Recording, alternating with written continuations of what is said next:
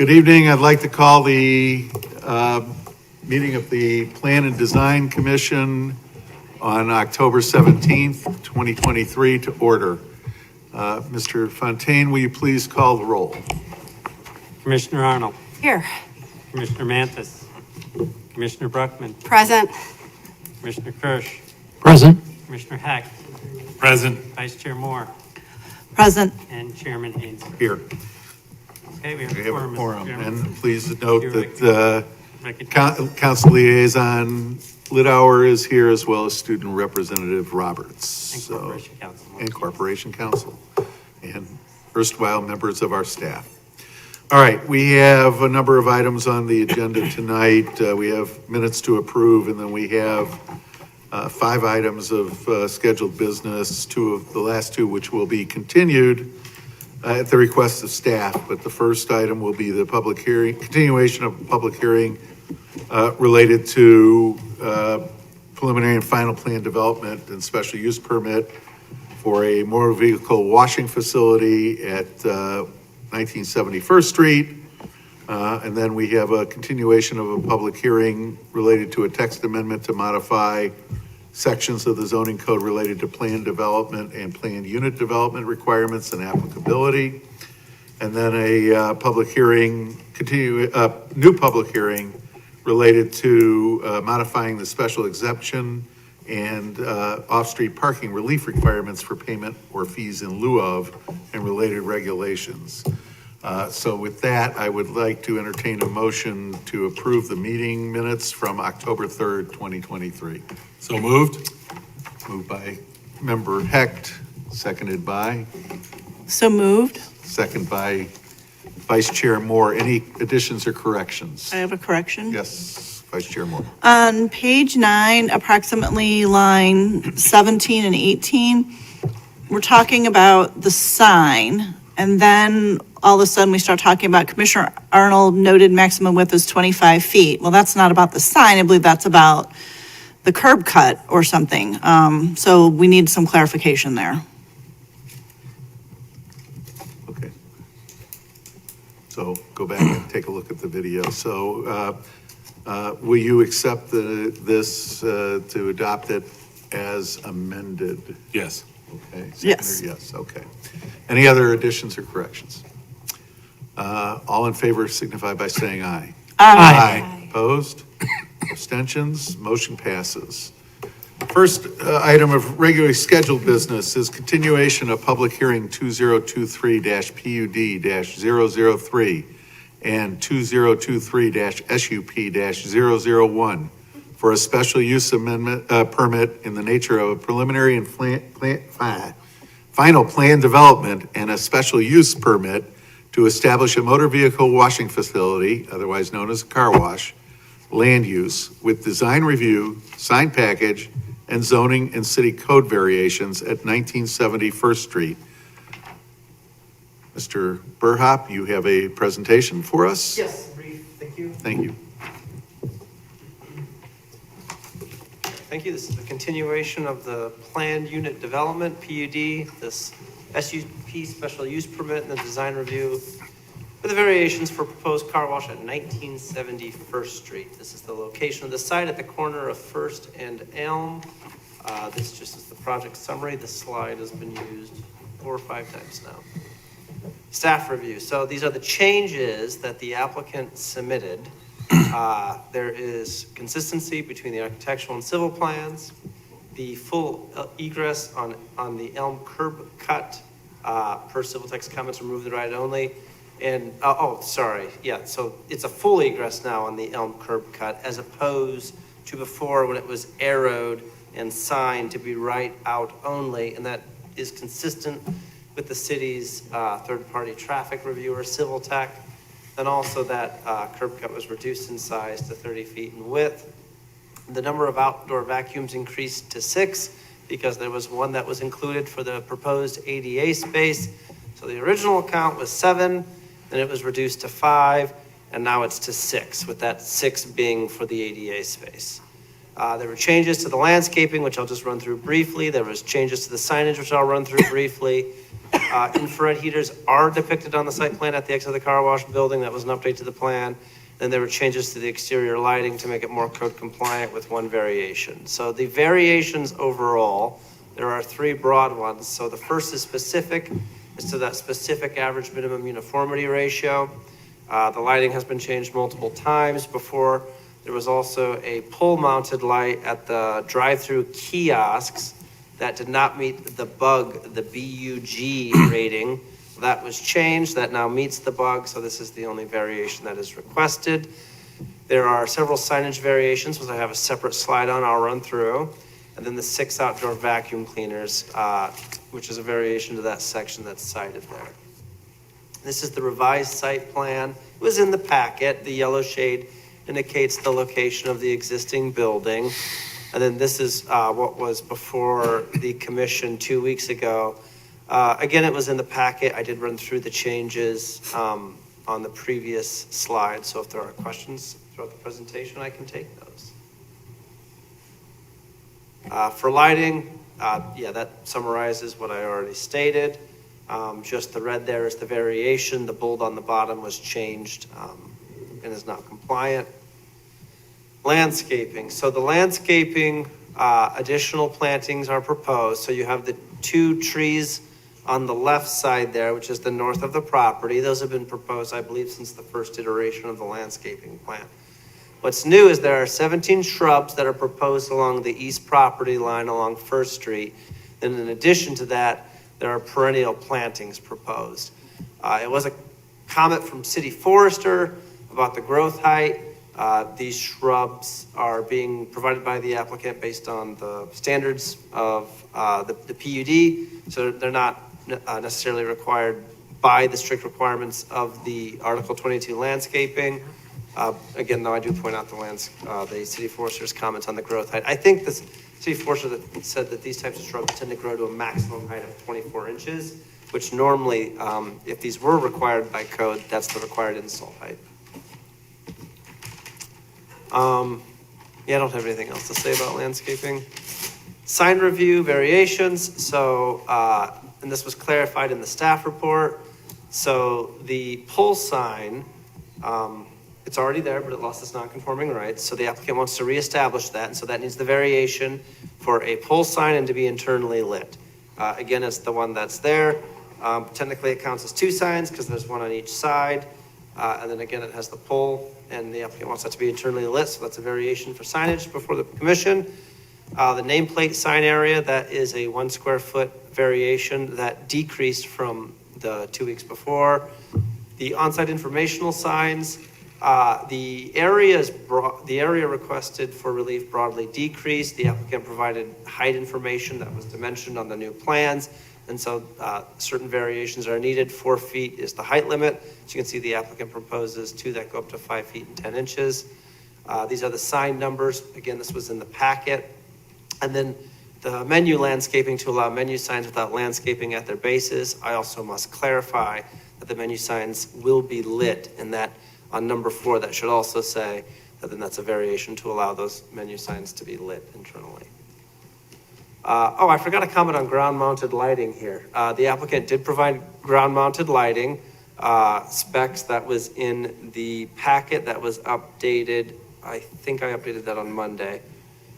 So the applicant did provide that. Ground-mounted lighting is allowed for this zoning district for signage as long as it meets those specific requirements in the code. So there are findings of fact, that's what FOF stands for, that recommend approval based on the PDC's direction at not the meeting previously, but the one before that. So I'll just run through these. So again, the hours of operation are limited to 8 a.m. to 8 p.m. So these are recommended conditions that should this be approved by the city council, these conditions be a part of any approval. Number 2 has to do with the lighting, that the lighting is limited to the hours of operation unless it's connected to life or safety. Then there's the 3rd comment about how no stacking of vehicles can go off-site. There's the condition number 4 about no retail sales that require the customers to enter the building. Number 5, no full-service car wash where the patron connects into the vehicles as part of the car wash operation. There was a parenthetical statement in my report that says, of course, that does not include the vacuum cleaners. They have to get out to use the vacuum cleaners. Number 6, staff must be on site at all hours of operation to direct traffic. Number 7, the noise level must comply with section 150.607 of city code. I did want to bring number 8 to the commission's attention. I believe I removed that in the findings of fact because the plans depict them, and the plans are adopted as part of any approval. However, that could, perhaps I should have kept that in. That could still be a condition of approval, and I would be happy to put that in if the commission wants me to put that back in, but that's why I had originally removed that, because it is depicted on the plans, and any approval, if the council were to approve, the plans become part of that approval. And then number 9, I removed that, I struck that based on the engineering division and civil tech's comments and statements. Again, the commission though, if the commission wants that inserted, I just make it clear that I had removed it, and if the commission wants it back in, then just please direct so, and that will be the case. Staff, other comments? These are repetitive. The first one, the public benefit, that hasn't changed. That's from a previous slide. Public Works, I just wanted to again reiterate to the commission about the trench drain, because the trench drain did come up 2 weeks ago. Public Works had a comment about that, and about how that would not be allowed to tie into the sanitary sewer. And of course, the applicant, again, if they do get permit, they must, if they do get city council approval, they must comply with all the relevant city codes related to building code, fire code, mechanical, electrical, plumbing, etc. The applicant has addressed the engineering division comments. So that was the updated engineering division memo. Their comments were met or satisfied. And Civil Tech did provide an additional review and did not indicate objections. And I had additional Civil Tech comments in the staff report indicating that, including, there was a request for the queuing data-driven analysis, and Civil Tech, acknowledged that was provided and did not have comments or objections. That is my presentation. Thank you. Any comments or any questions for staff? No question. No question? Just one on the parking requirement. Is 4 spaces, correct? I no longer immediately recall. Okay, it's packet page 18, I think it was. It was in my report. They do meet those requirements. So just my only question is, I know there are, 9 of them on site, but 6 of them aren't really, 6 of them are vacuum spaces. So can those count as regular parking spaces for the purpose of the code? Well, from a code standpoint, they do comply with the off-street parking dimension requirements. I guess that's a question I never had, but they are spaces that do meet the width and dimension requirements for parking spaces. Thank you. Okay. Vice Chair, any questions? No questions. Mr. Hecht? No question. No questions. Yes. I think on the lighting Order. schedule, did I hear you correct? You said there are 2 pole-mounted signs that have, For the lighting or for the signage? I thought there was one existing pole Yeah. that's internally lit. Oh, that's I thought correct. you said there's. There's 2 faces on it, so each face is Is a sign, but it's is just one considered a pole. sign. That is Yes, correct. what you said. That is Gotcha. correct. Okay, good, you scared me. No, okay, so just, I want to make sure I'm clear on Okay. that. So if we're only talking about the signage, and we're talking about the internal illuminated pole sign, that's, if you drove there right now, you would see it, it's one pole. And it's lit with the up. box on top, and technically, though, that counts as 2 signs, because there's one sign on each side of that box. Gotcha. Come back in 2 weeks, he'll really scare you. Yeah. Some of the go ahead. Any other questions? I have one. Well, I don't have one for you, I have one for the petitioner, so I'm good. Sure. Can I make a clarification? Yes.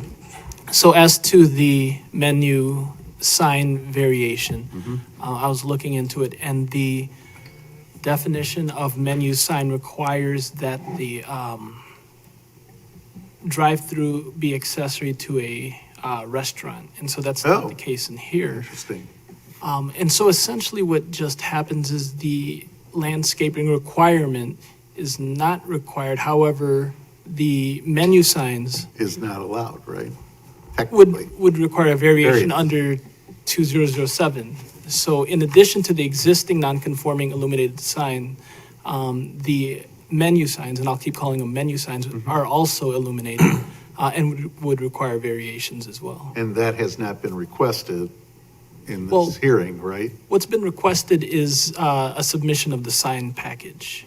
And so to the extent that this commission approves or recommends approval, it's recommending approval of the sign. And so, We don't recommend approval of the signs because that's part of design review, correct? So this is the final authority on design review, correct? so very, well, I hate to, I hate to ask that question, but I think it's important for not only us to understand that, but also the petitioner and the public to understand. I thought always signs were part of the design review, and this group is the final authority on design review. The land use portions of this go to city council as a recommendation.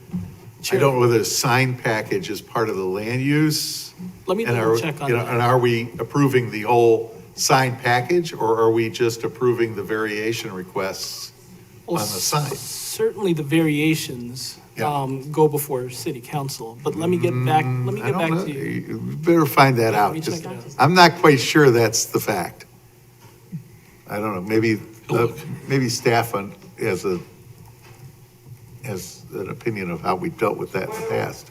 I will You read have the certain code. rights in terms of sign variations, but then there's points where it's exceeded and it would have to go to council, right? Well, yeah, the only thing I want to say, and I will also have to sit down and just look at the code real quick, but the one distinction I do want to make is if this was a standalone sign package, I think it would be standalone sign package, but this is also with an SUP and a PUD, and the Right. PUD will go to Correct. the city council, and the city council is authorized through the plan development process to make any modifications to chapter 150. Yes, So that's my simple answer. Having said that, I would have to, okay. but what I just said there is accurate. I mean, that's accurate, period, regardless, but I would have to look further if it was a standalone Regardless, sign if- package. If it wasn't part of the petition, can the petition be amended to include additional variations? Or, now, or do we have to go back through a process just for those variations? Or can the city council just take it up? Well, the relief is not changed. It's not that the relief has intensified.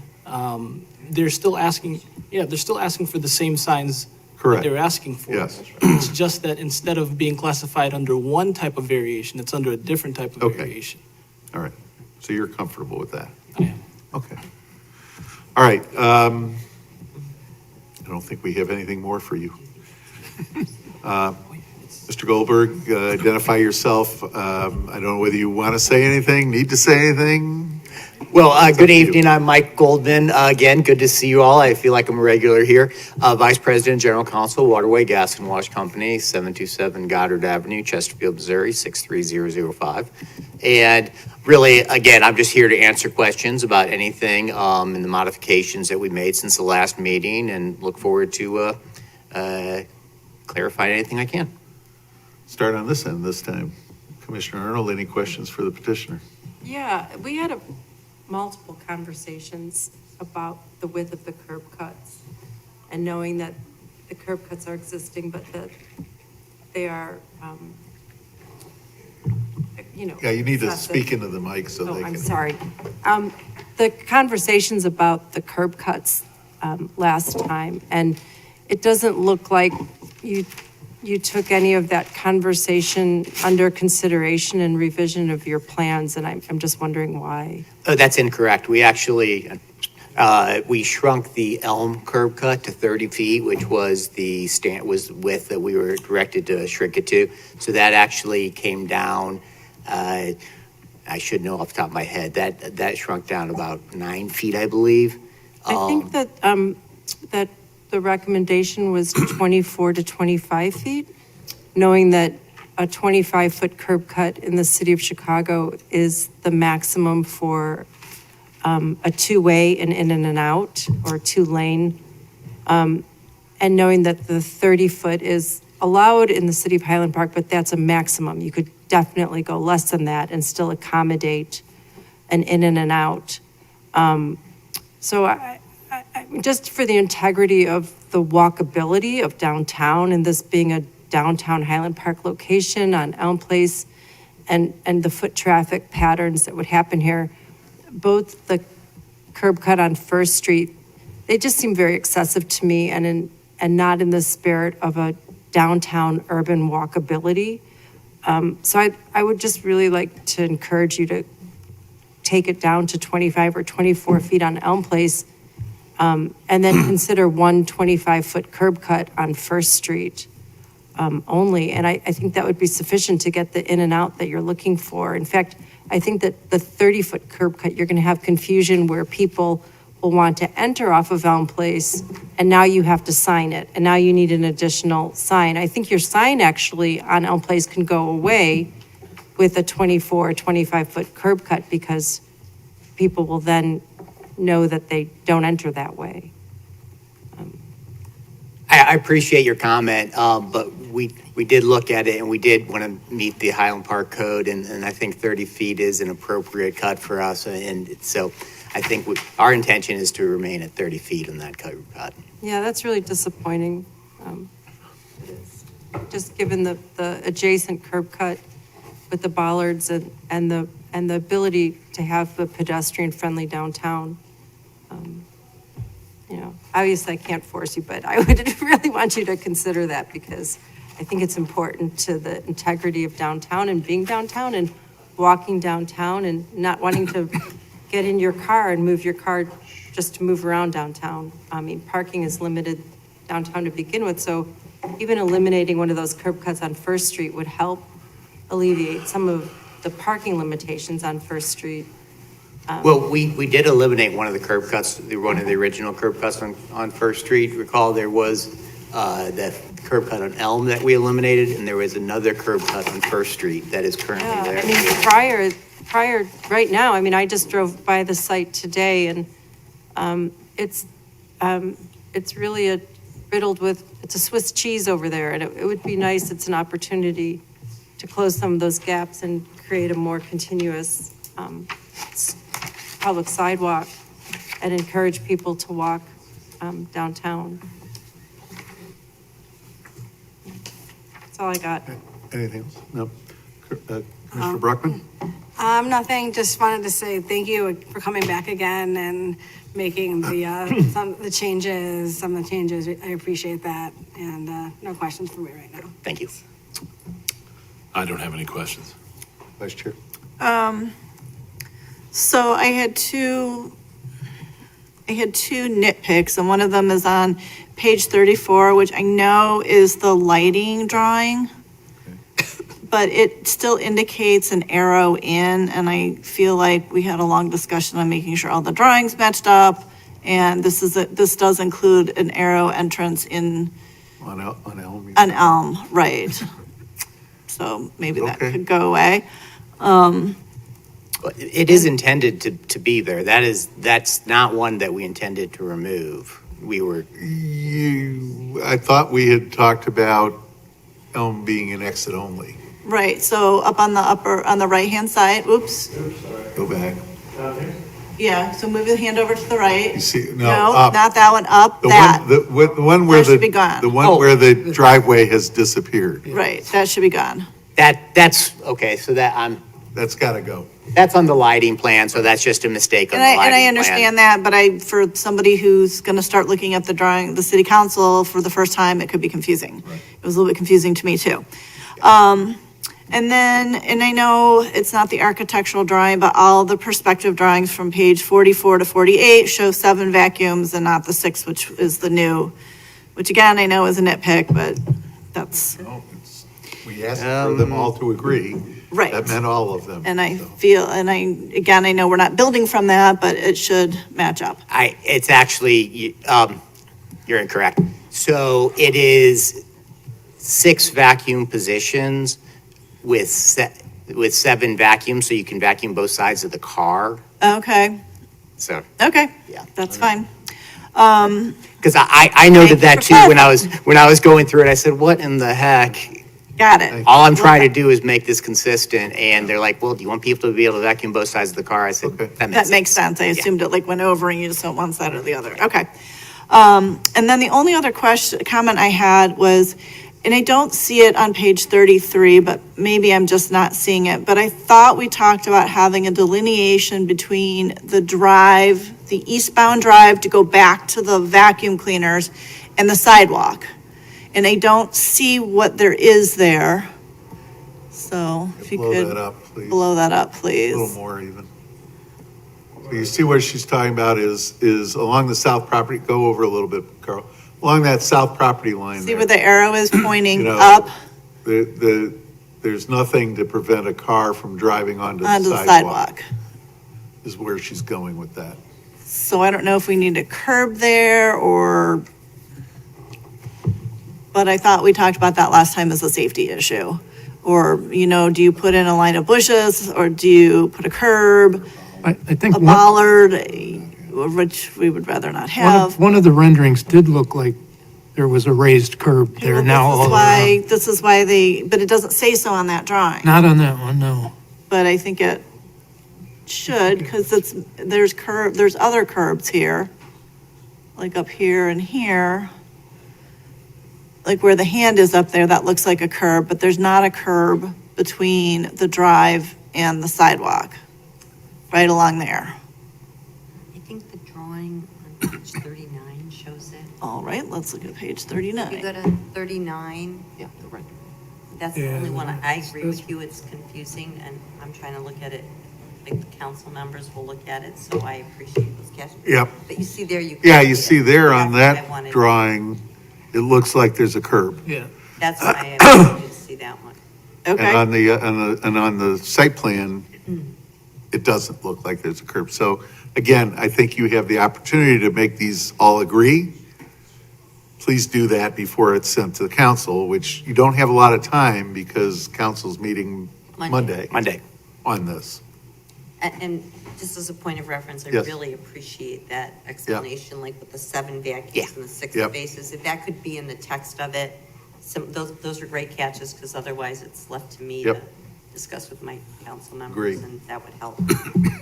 that was all I had. That's- Commissioner Kirch, No questions. Jackson? The only thing, just jumping on Vice Chair Moore's point about the curbs, I think it would be useful to see where they are on the property, but also see their height and what they're going to look like. Like, are they going to be a sloping curve? Are they going to be a zigzag curve? Just so the council has a better idea of how high this curve is going to be. And, Probably just going to be like, 6 inches, I would think. 6 inches? All right. Be a well- standard 6-inch curb. Okay. That's Well, normal. that's Maybe just, enumerate. coming from a layperson who does not know much about curb design, I would appreciate to see, That's just college level know curb. the size of those curves. Appreciate that. That, you'll learn that next year. Thank you, Jackson. I just have one question, and that is, should all of your regular vacuum spaces become occupied, the 5 that are there, how are you going to prevent somebody from using the handicap space to vacuum their car? Well, that's why we have staff on site. We simply can't, we wouldn't allow it. And we'll have, if someone pulls into that space, we'll tell them they The reason can leave. The reason I was asking, because Commissioner Heck said, I don't think that's part of our thing, is, in my mind, maybe it shouldn't have a vacuum, right? And because then the temptation wouldn't be there for somebody who's able-bodied to park, But a handicap, to park in the Yeah, handicap we went spot, back right? and forth on that, and Yeah. where I came down, I said, well, gosh, if someone who is disabled. has a I disability. understand that, They should have the right. ability to I also understand vacuum, that. so. I appreciate that. I just want to make sure you police it properly. So, Oh, for sure. Thank you. I mean, I'm not sure how different it is we don't ask that question to any other, Because there's not a service going on in that space. It's just a flat-out parking space. In this case, it's being used for a different, it's being used for another purpose, that's all. I mean, I'm comfortable with the answer, so. Yeah. But you have to understand why I asked the question, right. If somebody able-bodied, or, if somebody with a disability parked in that space and wanted to, I don't know what they would want to do, because they can't go in the store either, or inside the Right. space. But they might be with an able-bodied person who will help them vacuum, or they're Right. capable of Yep. vacuuming themselves. Yep. I mean, my daughter broke her leg and had a handicap permit and was able to do all those things, so. All right, thank you. Thank you. Okay. Any members of the public wish to comment on this matter? Seeing none.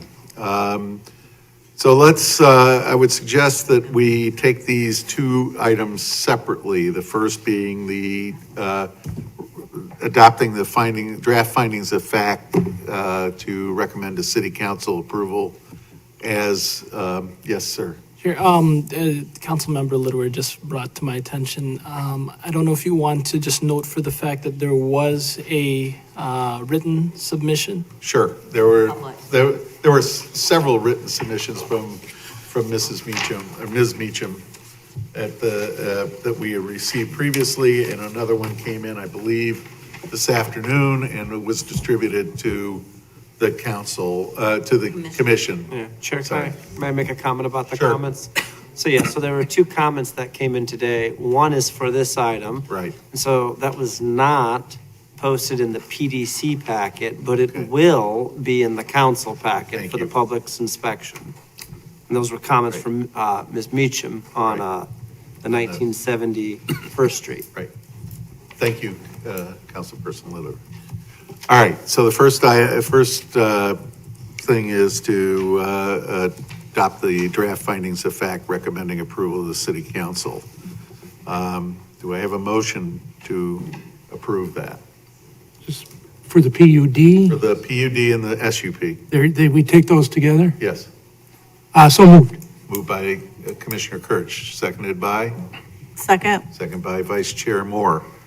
All right, any discussion on the motion? Can I understand better what we're approving right now? So we are approving the draft findings of fact, which were in the packet, Which is what staff drafted, drafted. right, based on our motion from the last meeting. That goes to the city council for final action. And the findings of fact are just that. They're findings that say that we believe that this proposal meets the standards as outlined in the zoning ordinance. It's almost like a checklist. Yes.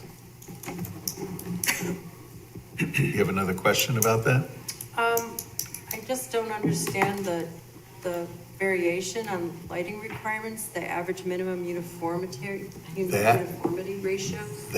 Is that part of this recommendation, or is that part of design review? Both of the variations will go to the city council, so they're part of the PUD and the SUP Okay. recommendation. All right, so you want to explain then, I mean, I know what it is, but why don't you explain? You want me to explain? Yeah, do you want to explain, or do you want me to I explain? will be absolutely blunt. It is a requirement in the code, and the applicant's lighting professional stated that theirs is the 8.63 to 1 or 4 to 1. So from my point of view, I documented that it was a variation. Well, what the uniformity is that the brightest spot is no more than 4 times the darkest spot, right? Across or the average of them are, right? Right, that's right. And so what they're asking for is the average is going to be, or across the brightest from the darkest is 8.63 instead of 4.1, 4 to 1. So it's 8.63 to 1 instead of 4 to 1. Why did it go up from 4.36? That's, I think, a valid question, though.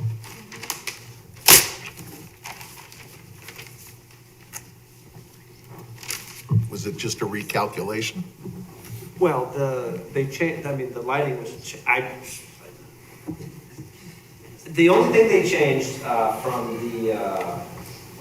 the October 3rd date to today was they changed the toll mounted lighting for the kiosks, and it went from not bug compliant to bug compliant.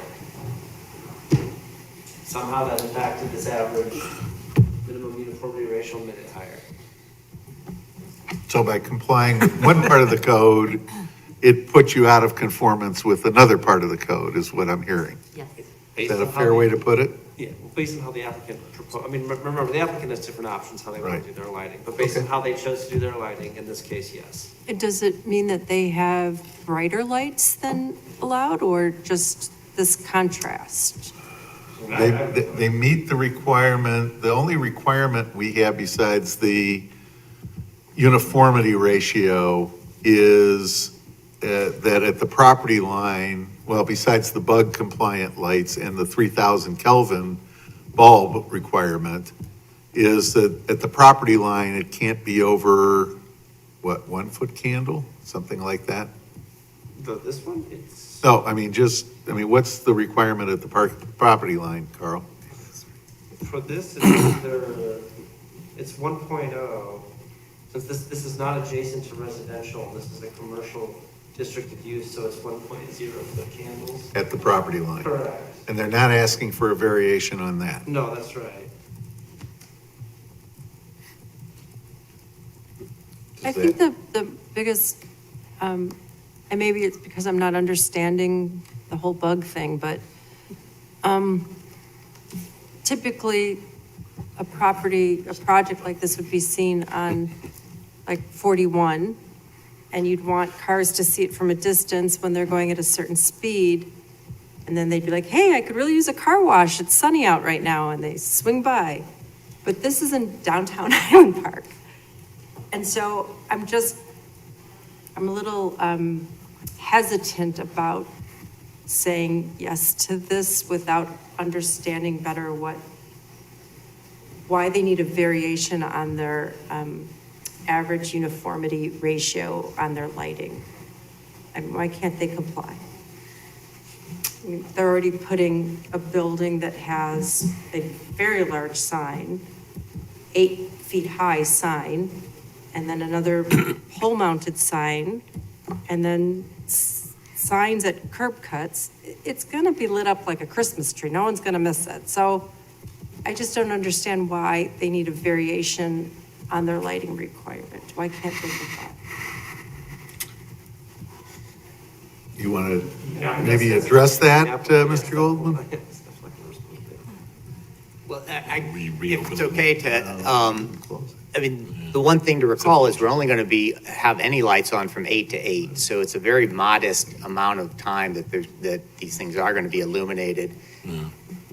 And somebody pointed out, the ratio works in such a way, every time we brought down one light, it made us pop out a ratio to the point where there'd be no lights. And just for safety and for, in the evening when people do wash their car at 7 o'clock at night, you got to have some light on site so people can see what they're doing and vacuum their cars. And so it is not, the lighting is, I will tell you whether it makes a difference or not, is the least lighting I have at any of my 30 locations by a long shot. And we have other ones in residential areas and in similar type neighborhoods. And so it's as low as we could get to make it feasible for business, frankly.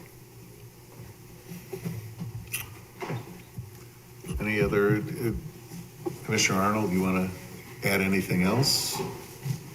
Well, I'm frowning, but that's all. No, that's fine. You have a right to vote the way you feel, right? Nobody's going to tell you how to vote. Any other discussion? Yes, Commissioner Church. Speaking in favor of my own motion, I appreciate all the work that's gone into this. I think we have definitely a better than a vacant space that we've had there. It's better than it was when it was a car wash before, and this plan has significantly improved having gone through this process. And I, for one, is it perfect? No, but it certainly is going to be a much better addition. I think some of the other comments from the public that, traffic is always a problem, and addressing that, the evidence before us from experts is that this will not impact traffic in the way that I think people are fearing. The noise concern is already taken into account with the decibels at the property line, and also that, you know, the noise reaching any residential area still crosses First Street and railroad tracks and St. John's, and that's a whole lot more space for those decibels to be reduced. I do myself I'm still not sure that the pedestrian safety has been 100% addressed, but it's a whole lot better than it was, and it's a whole lot better than when we started, as I said, and I think this is, that's why I'm going to vote to approve this project. Thank you. Anyone else? Mr. Fontaine, will you call the roll, please? Commissioner Arnold, Nay. Commissioner Mantis, Not here. Commissioner Bruckman, Aye. Commissioner Kirsch, Aye. Commissioner Heck, Nay. Vice Chair Moore, Aye. Chairman Hainsford. Oh, look at the pressure. I want to thank the petitioner. He's really brought this a long way, and I appreciate him working with us, and I will vote aye. You guys have it? Okay, this will be on the city council's agenda for next Monday, the 20th. 23rd. Today's the 17th, isn't it? I should know that. All right. Thank you. So that was us to the, Yeah, I have it. Huh? PUD. Oh, yeah, no, we're not done. Got to do the design review, right? So that was just the findings of fact. Sorry. That was just the findings of fact. Thank you for reminding me. All right, do I have a motion to approve the design review portion of this application? So moved. Moved by Vice Chair Moore, seconded by Second. Commissioner Bruckman. Any discussion on the motion? This also has to be a roll call, correct? Correct. Mr. Fontaine, please call the roll. Commissioner Arnold, Nay. Commissioner Bruckman, Aye. Commissioner Kirsch, Aye. Commissioner Heck, Nay. Vice Chair Moore, Aye. Chairman Hainsford. Aye, 4 ayes, 2 nays, motion carries. All right, next item of business is continuation of public hearing 2023-ZPA-007 for a zoning code text amendment to modify section 150.402 and section 150.505 related to the planned development and planned unit development requirements and applicability and other sections of the zoning code, chapter 150 of the city code as appropriate. Just as a reminder, when we get to public comment, you will have 3 minutes each, and you will need to be sworn if you have not been previously sworn to give testimony on this. And if you wouldn't mind keeping your discussions amongst yourself to a minimum, we would appreciate it. Carl, you have a staff report for us. Yes, thank you, Chair. Good evening. My name is Carl Burhop. I'm a senior planner, Community Development Department for the City of Highland Park. So the staff recommend the commission reopen the public hearing, take testimony, consider requests and deliberate, and provide feedback. Staff will return with revisions as appropriate, findings of fact, and a draft ordinance for the zoning text amendment, again, as appropriate, depending on the commission's direction. The purpose of this amendment is to review and clarify the applicability and regulatory triggers for planned developments. Quick comment on just the context. The City of Highland Park's zoning code has 2 forms of SUPs, special use permits. There is the SUP that's required for conditional uses. Those are the ones with the C in the land use tables in section 150.490. SUPs must meet the Article 14 standards and submission requirements. A PUD, the planned development, is also an SUP. It must also meet the Article 14 requirements, and in addition, it must also meet the Article 5 plan development standards and submission requirements.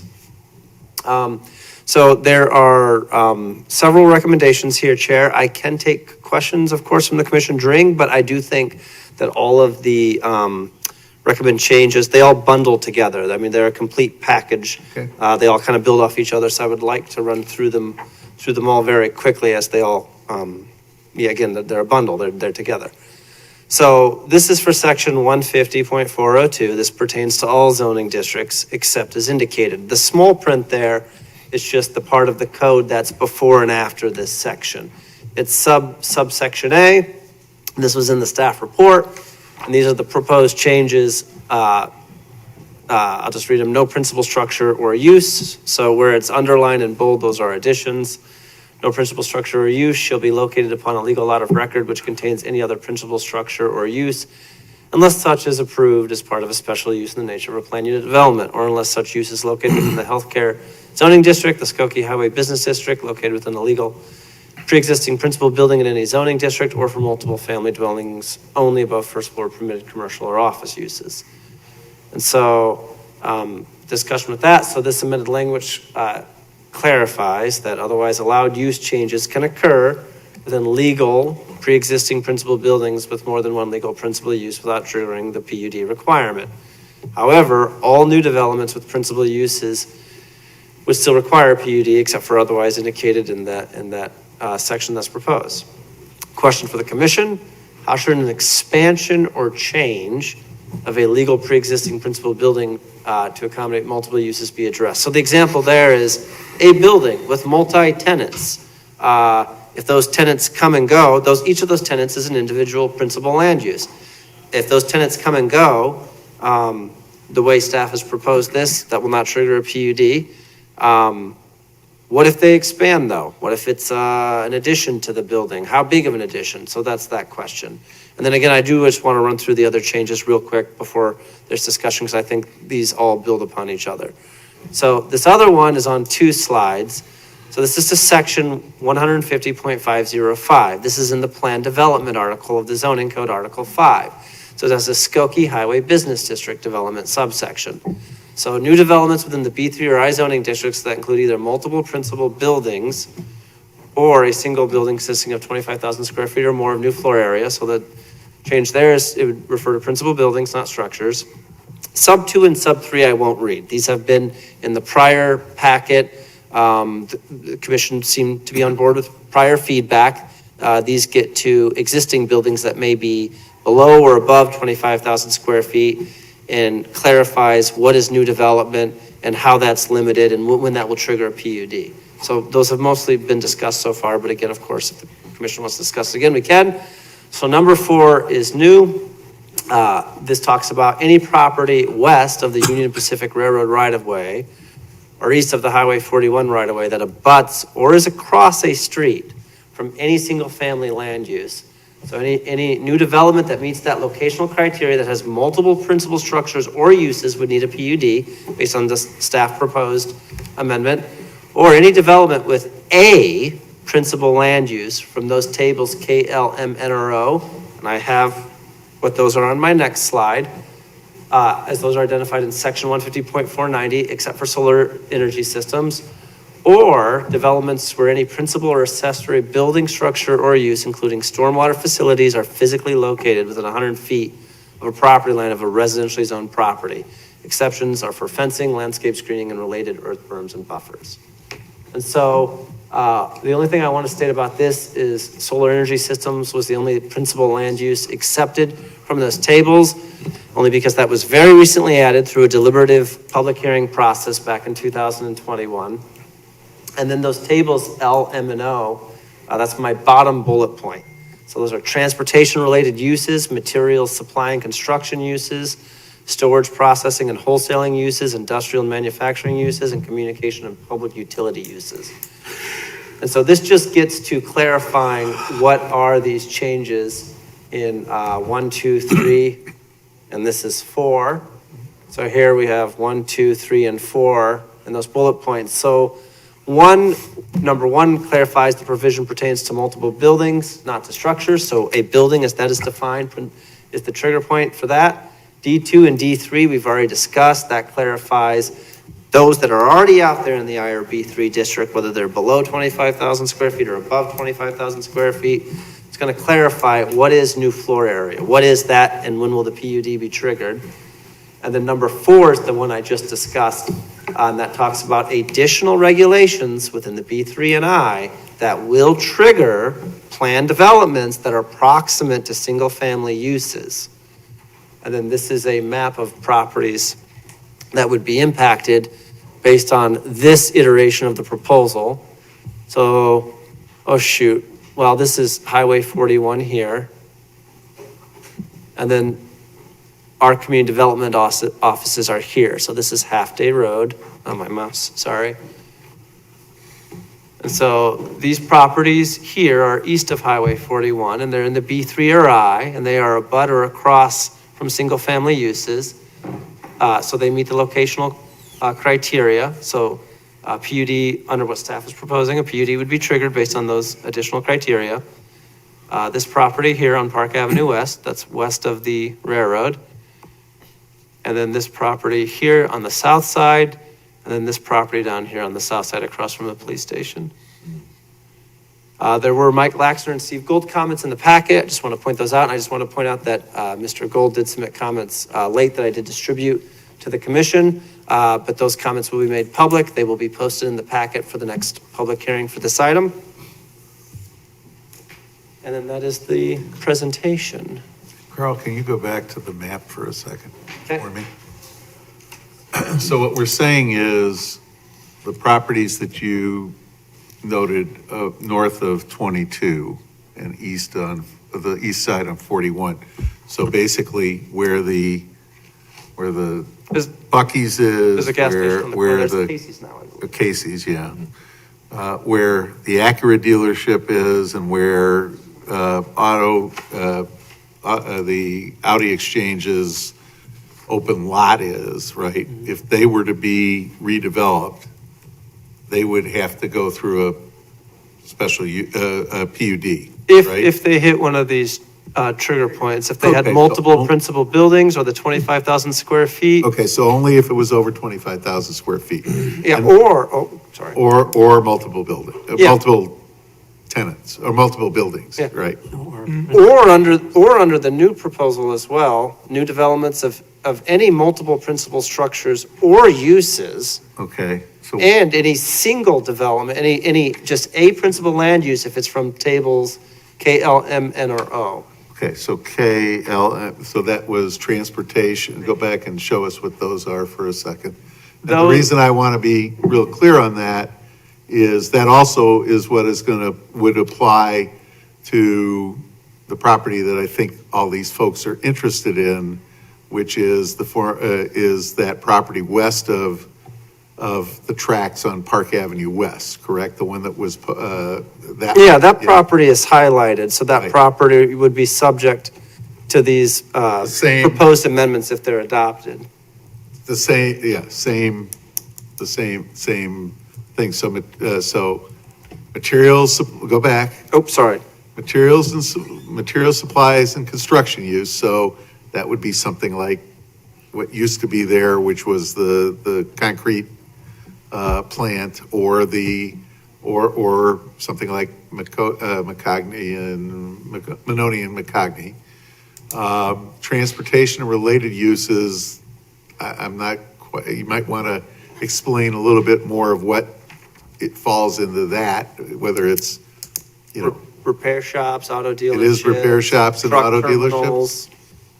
okay, That is correct. just so we're clear. Because if it falls Right. in those tables, Right, if it's just- I'm not looking at the table, so that's why, if it's just a use Yeah. that falls in that table, regardless if it's permitted or Okay. conditional. all right. If it is, sorry. Yeah. And I appreciate the clear, I just want to make sure we're clear, right? Yes. For these folks. Go back to the list again, right? Storage, processing, and wholesaling, that's any kind of storage, that would be self-storage or anybody else, right? That's correct. Industrial and manufacturing uses, I think that's pretty clear.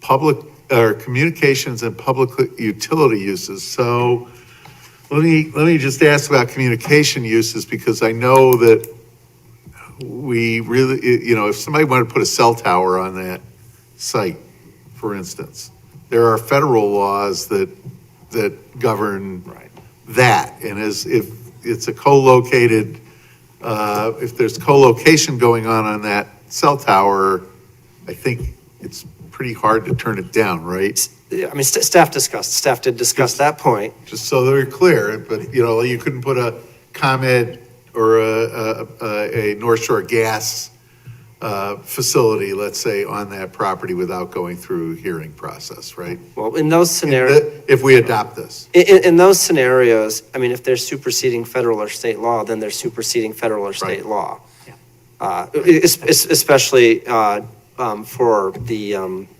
any cellular, wireless, et cetera, facilities that are eligible for those types of laws. That is correct. Okay, just spelling that out so everybody here understands what we're trying, you know, what the regulations would be if we adopt this, right? Okay, yes, And, Corporation Counsel. There's nothing to prevent us from hearing it. It No. would still come before us, but as you mentioned, we're very, very limited. And in fact, I would say mostly prohibited from turning it down. Right. I mean, anybody, any property owner has the opportunity to petition the city for development of a property. Right. And that's not changed by this, right? The standards aren't changed by this. But there is a difference between a planned development and a special use that we're all very much aware of. There's different standards. It's a similar process, though, where the public has the opportunity to weigh in regardless. Correct. Right, okay. And- So I'm trying to be very granular so that folks here who've spent a good part of their evening to come to be with us understood, you know, that I think this responds to a lot of the concerns that I've heard mentioned previously. And, you know, I think the staff has done a good job with that. Any other questions for staff, since I've done a fair amount of interrogating here? No? Any other questions? No? No? Looking at me. Yeah, you have, Mikey? you're good, or you got questions? Can you go back to the language that you're changing and what's existing for a second?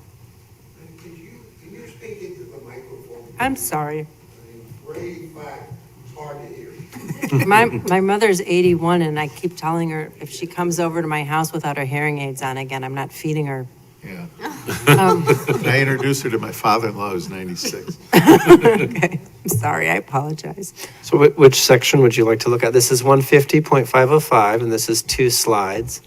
And then this is 150.402 with sub A being the one with proposed changes. Trying to understand where you came up with your number limitations, like 1,000 square feet, or was that, or 25,000 square feet of gross floor area? Are these triggers that are found in similar zoning codes nationwide, or how did those triggers come about?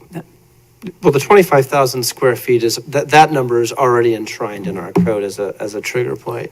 As for the 1,000 square feet, we discussed it with the director. We tried to find a number that could accommodate whatever, you wanted to find as a minimal addition, but not something substantial. And so where is that number at? And it was, And that's something that the commission Yeah. indicated, well, is there a small addition that we don't have to, but, so that's what staff proposed. I think the commission was concerned about somebody building, let's say, to the maximum allowed before it triggered this, and then adding more to it Wait.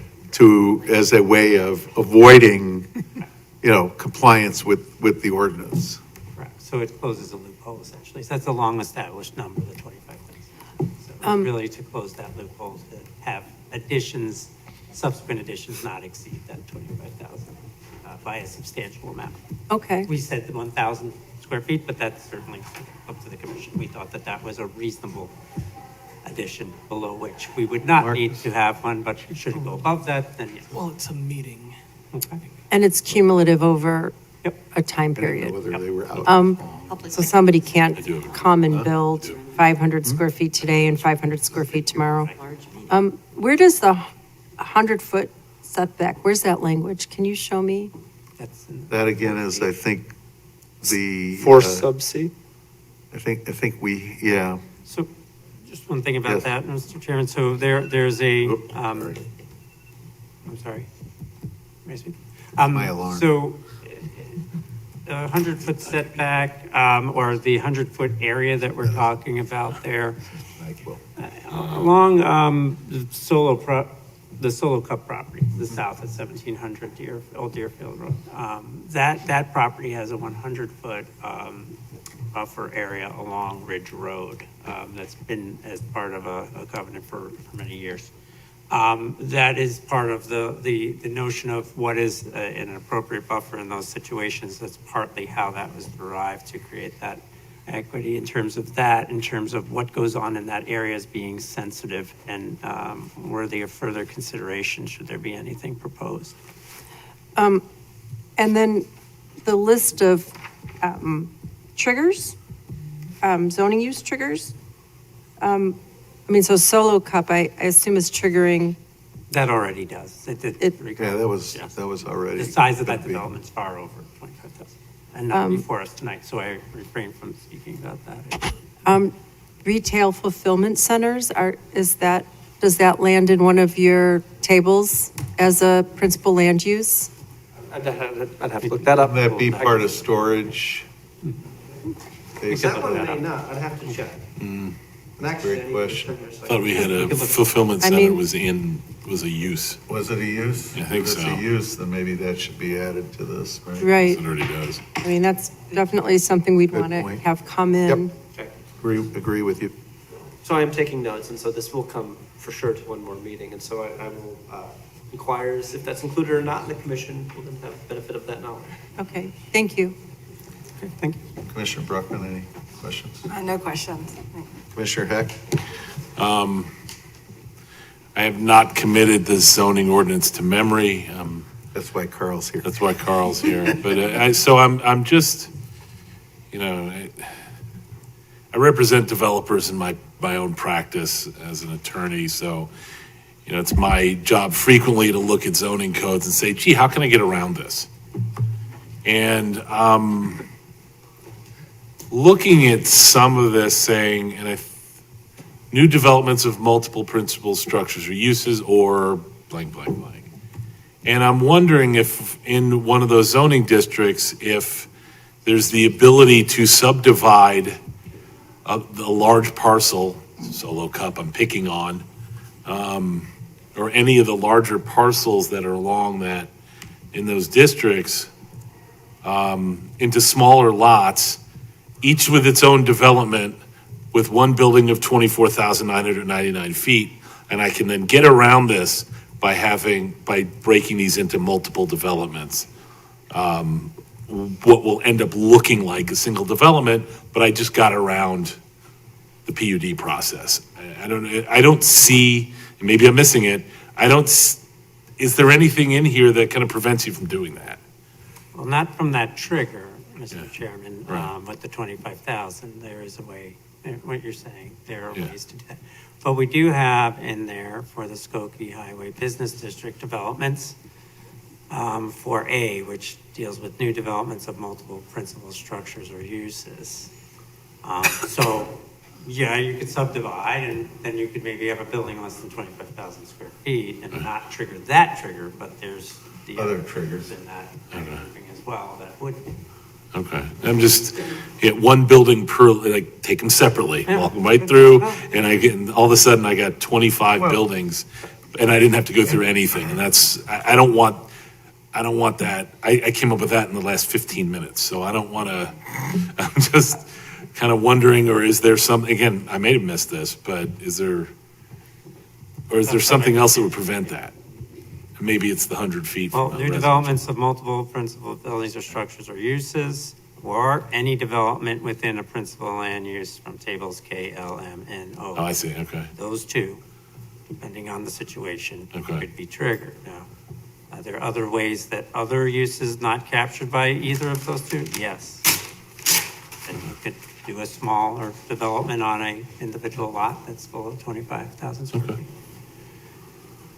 Yeah, I would have three responses to that. So number one, obviously it depends on what the subdivision looked like. That subdivision may need variations to do an oddly shaped of course, now I'm speculating on something hypothetical, but Me too. Yeah. but it may need variations to which the commission can certainly recommend denial, and the council can deny if they need variations. That would be my number one response of three. Number two, would be, you're still gonna have to do some type of subdivision that has 100-foot, you're still gonna have to somehow meet the 100-foot setback for this proposed provision.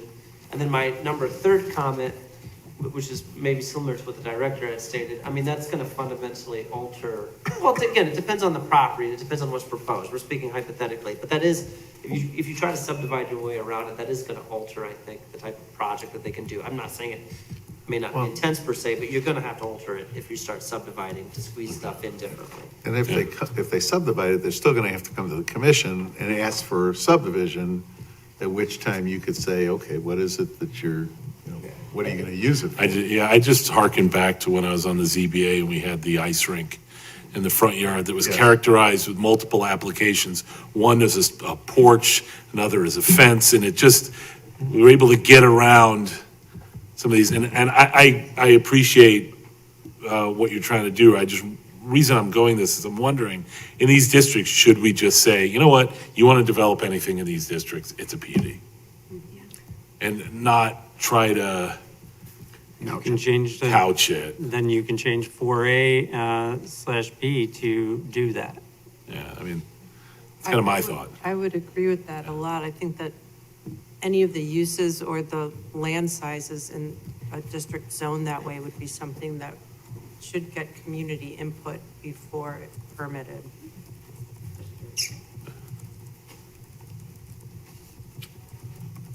Anything else? Vice Chair? No comment? Mr. Hirsch? Is this discussion or just question? No, we're just asking questions right now, but you're free to give, I mean, they're looking for feedback, so Okay, give them so some feedback. my feedback on packet page 100 pertaining to all zoning districts with exceptions, a single lot, I can't understand that language at all. It sounds like you can't put a building where there is a building. I don't know what that means, and it totally needs to be edited and rewritten so that it is much more clear.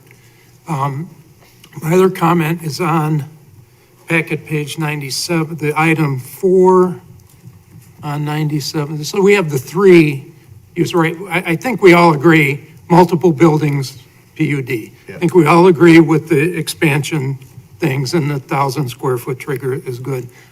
Number 4, what we're trying to buffer is the residential districts, correct? So why don't we just do that? Any property that's within a certain distance from a residential or across the street from any single-family land use has to be a PUD. Why do we need the rest of it?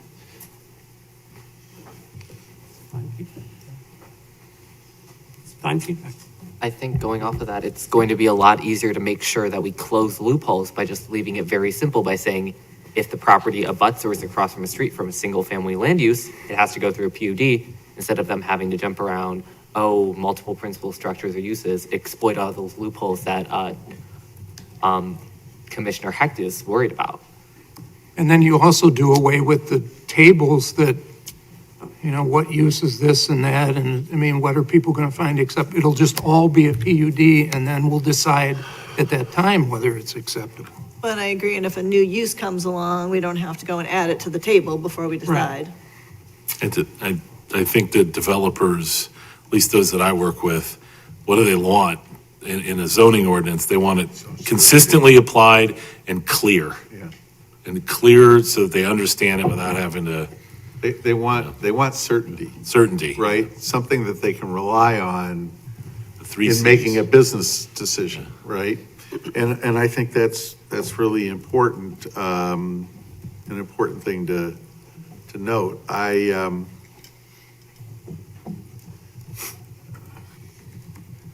kind of torn in some of this because I understand wanting more control. I do. But again, it's, this board exists for a reason. And it's not and while I appreciate community input and I listen to it very carefully and I weigh it in my decision, I'm not influenced by the number of people who stand up and say they're for or against something, because we still have to go and look at what is allowed by the code, within reason. And, even with a PUD, I would be looking at, is this a permitted use on this land, which in the case of most of this, a lot of it is, right? And I think a lot of the issues that we've faced in the past are people don't like the use that's permitted on the land, and they, quite frankly, haven't necessarily done the research before they're being reactive and not proactive. And I will use, a situation where the last time we redid the master plan, and I don't know whether I was on ZBA or I was on this board, it's 20 years ago, and in my neighborhood, there's kind of what I would call almost spot zoning, where there's a little enclave of business zoning surrounded by residential. And, we were talking about it, and the neighbors said, oh no, we like exactly what's there, not thinking about what could be built there, but they saw what they had, and they said, this is fine, right? So the zoning didn't change. And so, I don't know whether some of the, by asking for PUDs on every piece of property in B3 or I or whatever the districts are up there solves that problem, right? It to me, it creates uncertainty for developers because they're at the will of the Plan and Design Commission, which it increases the staff workload, it increases our workload as commissioners for things that I'm not sure, we really need to get involved in. I think there's certain areas, I think the I districts that's surrounded by residential, that's a unique case, and I think there's ways to deal with that. I understand the concerns of people who live in that neighborhood, I do. And, I wouldn't want a plant being built next to my house any more than they do.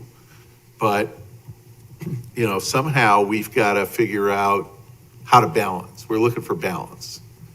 I think the staff has kind of come up with the right balance at this point.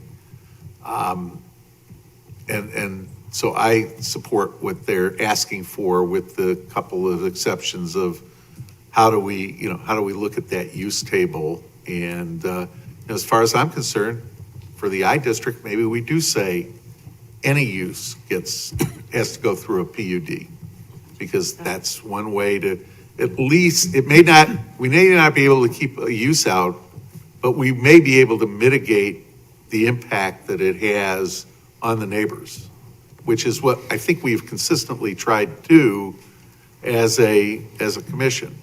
We look at the context, we look at how do we mitigate the impact on the neighborhood. I would support that and not necessarily making everything come before us. All the B3, was it only other B3? Is that the only other place we were looking at this? Just to be clear, this is not all of the other B3 or the I. It is only within a certain area within the Okay. B3s and Is that abut residential uses, Okay. not just districts, uses. All right. Yeah.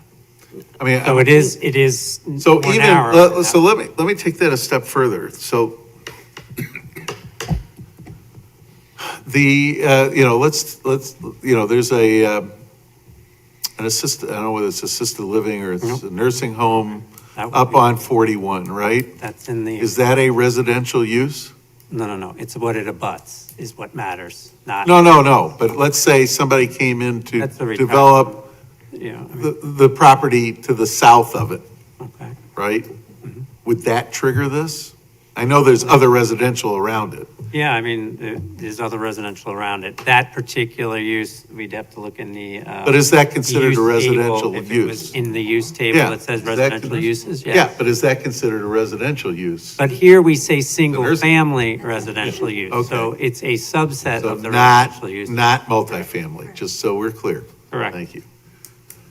So So I don't know that is there any, I guess there are some I properties that don't abut. We had the map up. Yeah, there. put the map You back could take up. a look, yeah. Where are the I properties that don't abut residential uses? Well, we show the ones that do. How about we do that? Because that's. a Right, okay, subset. show me the ones Yeah, that do. yeah. So the I properties that do meet the locational criteria, so this property on Right. West Park Avenue, Yep, and then this property Property. here north of the Jewel Osco across the North of the turn there, and then oh, so that's Self-storage, isn't it? that's the self-storage, right? No, that's. No. William and Williams. No, you're right. What's north of The the, ski, Williams. oh, Williams and All Williams. those things. The dog The pound. Wait, guys, let us talk, please. Thank you. So what's in that property? I don't even know what's in that property. Anything? Yeah, there's definitely things.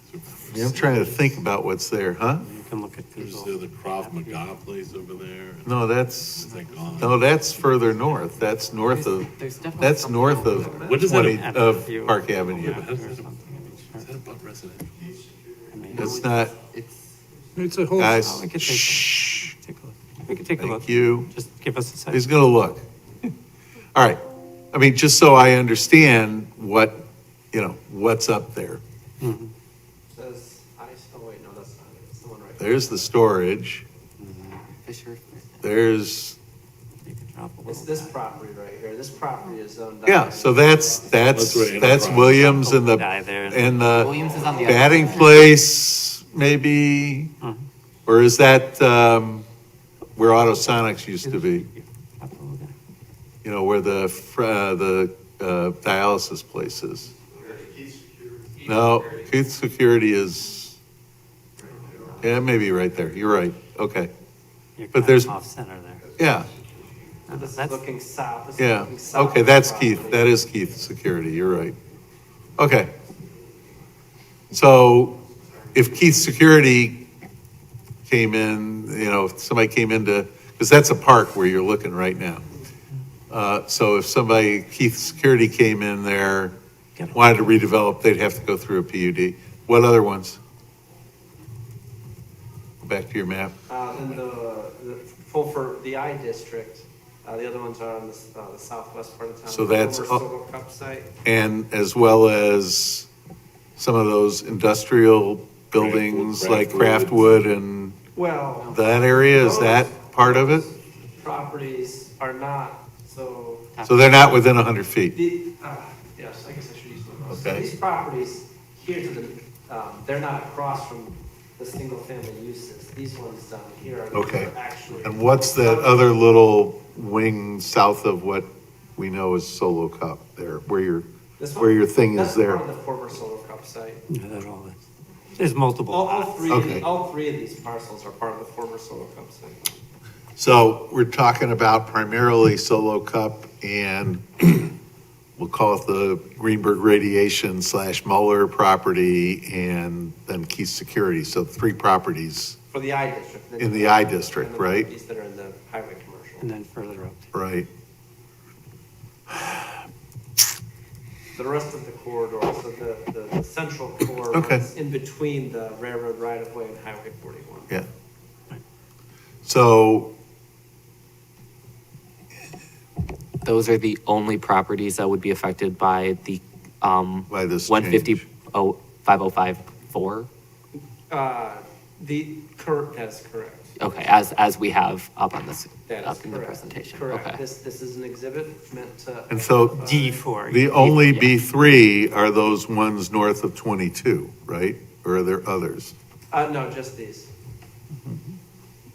So we're talking about half a dozen or so properties. Important So if sensitive we're areas. talking half a dozen properties, why not just make them all do it? It's not That's what like, we've been saying. I know. So I'm back to making them all do it. That's the clarity All right, council's so- seeking from you. Pardon me? That's exactly the clarity council's seeking. Right. One way or the other. Right. That's So what there's, residents have Council asked us wants for, and for 9 Right, months, I know they council's do. been asking. yeah, so, okay, so I would say, since it's such a small impact, I would say make them all do it. So I'm in agreement with. Excuse me, I'd like to intervene on that Yes. point because I think it's the job of this commission and the city council, even though on the map it's just this small sliver, we need to anticipate for the future. And even if it's bigger at this point, there would be clarity with regard to what's here. And if in the future there were other areas that are affected or come into that, then it's zoned B3, it's zoned industrial, however it's laid out. There is something that has been clarified by this commission and the city council that developers and residents can look. Right. And have justice. But here's my feeling and why I said what I said, Councilperson Lidauer, is B3 is not necessary. I don't know that these districts are going to grow, first of all. If anything, they may shrink, That may be. right?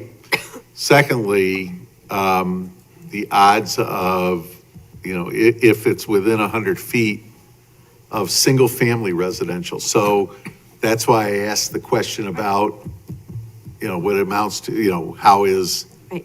a nursing home, how are multifamily being handled? Those don't trigger this, only correct. single family. That's good. So That's I'm how it's still written. comfortable saying, just make any of these properties that fall into that category go through the special use, because I don't see it being a tremendous number, right? Does that make sense?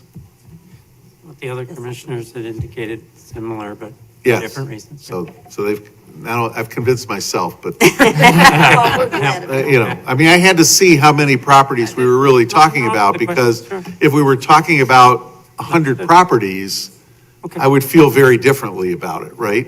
But we're really only talking about a handful of properties, and at most, in the future, there may be a handful more, but there probably is going to be less, right?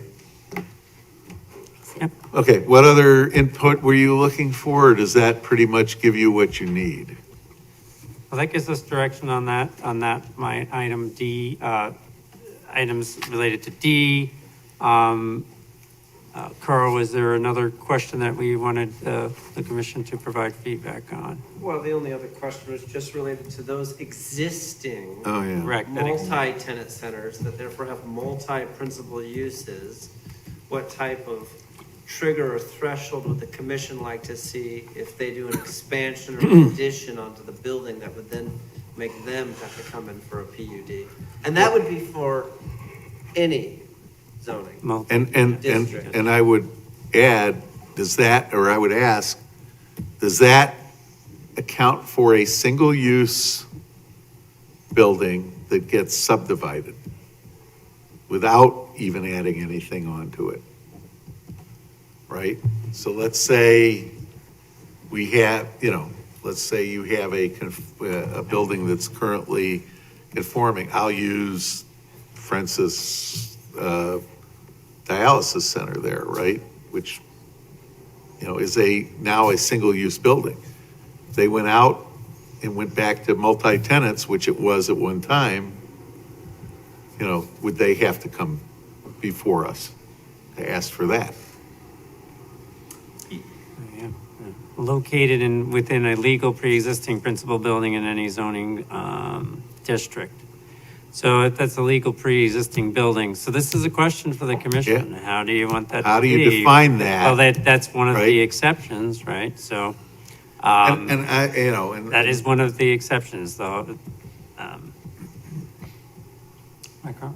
Correct. That is one of the That's what exceptions. was So Right. if there's. Well, you know what I'm concern saying about is that, then we should talk here's a about building that, or, you could use any one of the car dealerships, right? That Mm-hmm. at some point, many of them have gone, as brands have gone away, you go through communities and those buildings are sitting there and somebody's gonna come in or it could be Toys R Us, right? Mm-hmm. Which granted is in a multi-tenant building, but, if it was sitting on its own as a single property, single use on a single property, could they come in there and put multiple tenants in there without going through a process?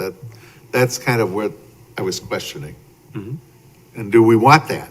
So you're taking the empty building, you're dividing it into, say, three buildings. Yep, 3 uses. Three, right, so. 3 uses, not 3 buildings. Right. 3 Which triggers it? companies could be Yeah, in there. right, 3 different businesses.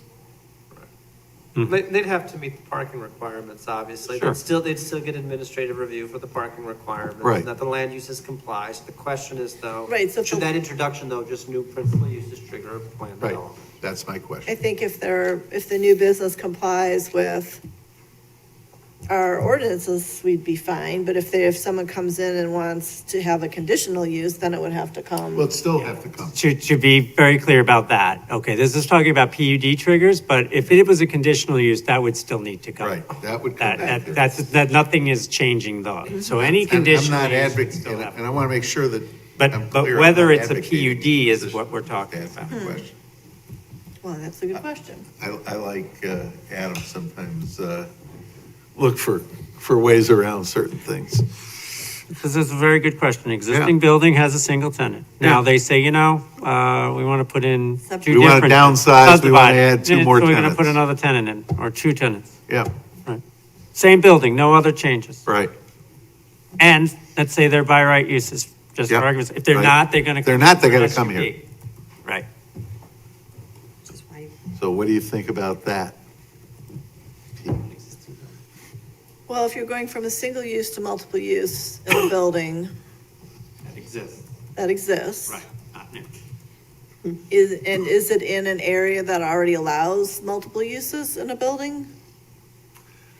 Well, It would have to be in one of the other things that triggers the There are still PUD. certain exceptions for PUD triggers for multiple uses, regardless of what's decided with this particular one, right? So in the Ravinia district, there would be still with residential and commercial, there is a trigger there.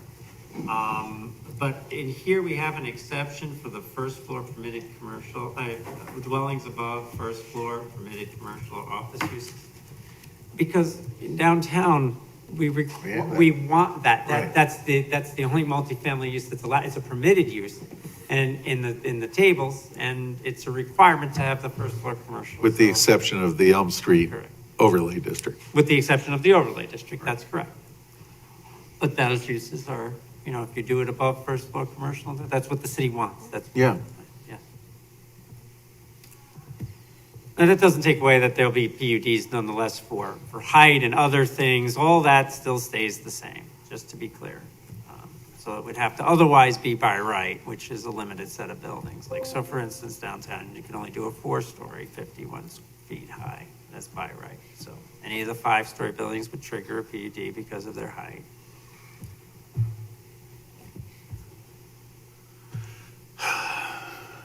So we are looking for feedback. Never said it would on be that. easy, guys. I know. Okay, and then, so there's 2 things. One, that existing building, legal existing building that decides to have 2 tenants instead of 1, Right, right? Same area, building, that, and. not adding on. The other is, what if somebody says, well, I want to introduce that other use and I want to expand the building too while doing it? Should that then trigger a PUD if there's an expansion associated with the addition of another use? Perhaps that's a way you look at it. If it's within the same structure that's already been approved, fine. It And it says meets the that. parking, then That's the way otherwise. it's worded now. Right, If it's an illegal existing structure, Correct. then You could it's do an it exception, it doesn't trigger a PUD even if you demise.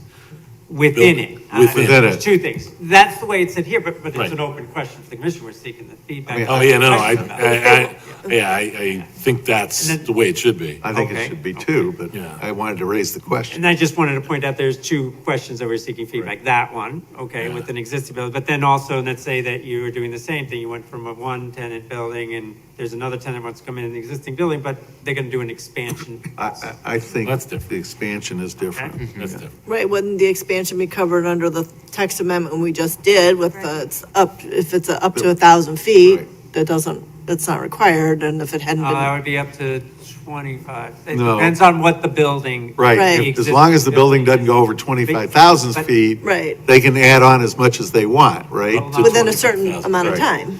Right, but 2 things. One, yes, they could add on up to that 25,000, but remember that 25,000 trigger It's an intensity trigger that's only in that Skokie Valley district. Correct. Not in all commercial districts. Right. So the point is still there for other commercial districts that include an expansion to an existing building to incorporate another use within an already existing use. What But what when- if they're adding an illuminated sign that says waterworks on it, the full height of the building, and subdividing the existing building? I mean, does that trigger? Well, a sign, Sign, a sign would be either administrative or design review, either administrative design review or before us, right? That, as, you know, as part of the design review, but in terms of, you know, if they were to add on to that building, or they were to subdivide, let's say the car wash went out and they subdivided that building, if it was on the highway, then as long as it's, you know, and they wanted to add on, as long as they stayed under 25,000 feet, they could, and they met, as long as they, I should take that back a second. As long as they stayed under 25,000 feet and they met all the other requirements of the zoning ordinance, parking, setbacks, whatever it is, then they could do that. So the property, not in Highland Park, in Wilmette, where the J.C. Penney had the brick face of the building removed and they're Oh, that's- replacing with I know, purple that's panels, that was Carson's and where Wayfair is going, in Eden's Plaza. and it's being replaced with purple panels? Yeah. Yes, So that would, yeah, How that would still that trigger requires, but that's not a, that wouldn't be a PUD, but we do have our design review code Right. that would trigger design review Right. by the commission if it was a substantial facade change, yes. Design review regardless, but those larger That- design reviews go to the commission. that did not appear, I happen to know that one did not appear in front of their plan commission because my colleague is the chairman of their plan commission. But it did go through their appearance review process, but I think the village some board said, we administrative want the not- tax revenue. In our community, we have both administrative review of that and board and commission related review. So when we see a development that has a substantial facade renovation like Very that, different. I would say that would come before you. If they were adding on to that, Well, under certainly this if you're adding ordinance, on. if that was here Yeah. and they were adding on to it, Correct. they would need to come, because that building's over 25,000 square feet, I would think, they would have to come before us with to amend the PUD. And in fact, you know, if they were adding on to it, I bet in Wilmette, because it's a PUD, they would have had to amend the PUD. So they would have gone through a hearing process. Councilperson Lidauer, I just have a question. Sure. Because I think. you need to talk into the mic though, so Yes. people can hear you. I think y'all are bringing up some really good points, but again, I want to make sure that we're viewing this in the broadest possible perspective in terms of the entire city of Highland Park. And so, for example, in mentioning like the Skokie corridor or various business or light industrial districts, I guess my question is, are we omitting any place where there could be residents and light industry near there so that this would be triggered? Because we are specifically mentioning a corridor and we're defining it. And I just want to make sure we're being inclusive of any area, where that could trigger it, or, should trigger it, if in fact you decide to go with the broadest definition in general. And then this is a question for staff. I just want to make sure we're not overlooking something in terms of inclusivity of the entire city. Well, I mean, it's only two zoning districts with regard to that we're talking about here, the B3 and the I, because those have the uses that would be most troublesome with regard to Residential. residential Right. abutters. And so that's why we focused it in that way, and That's that fine, makes but sense. there is mention of like the Skokie corridor or various things, and I think that the Other commissioners have aspects- aptly brought up the fact Right. that it's very defined, and I just want to make sure it's broad enough so that it includes any industrial or B3. It includes And industrial residences. B3 outside of the right-of-ways, right? So within the right-of-ways, there's no residential, that, you know, we're Okay. there. So it's on the east and the west of the right-of-ways. And Okay. So those are the parcels that are identified, and the way it's written is in residential use. So if it's not a residential use, there's not a need for that. If completely. there is a residential use, then that's a different story. Okay, Single-family residential use, correct. Thank you, Right. Carl. okay, thank you. Just wanted to have that clarification on the record for the commissioners too. And why Where comes isn't the senior living center a potential trigger? It isn't, because it's multifamily at the very least. Not a single-family residential use. I know, but And it's already in the B3 zone, in that case, the case in point. it is a B3 zone Yep. property. Yes. Gotcha.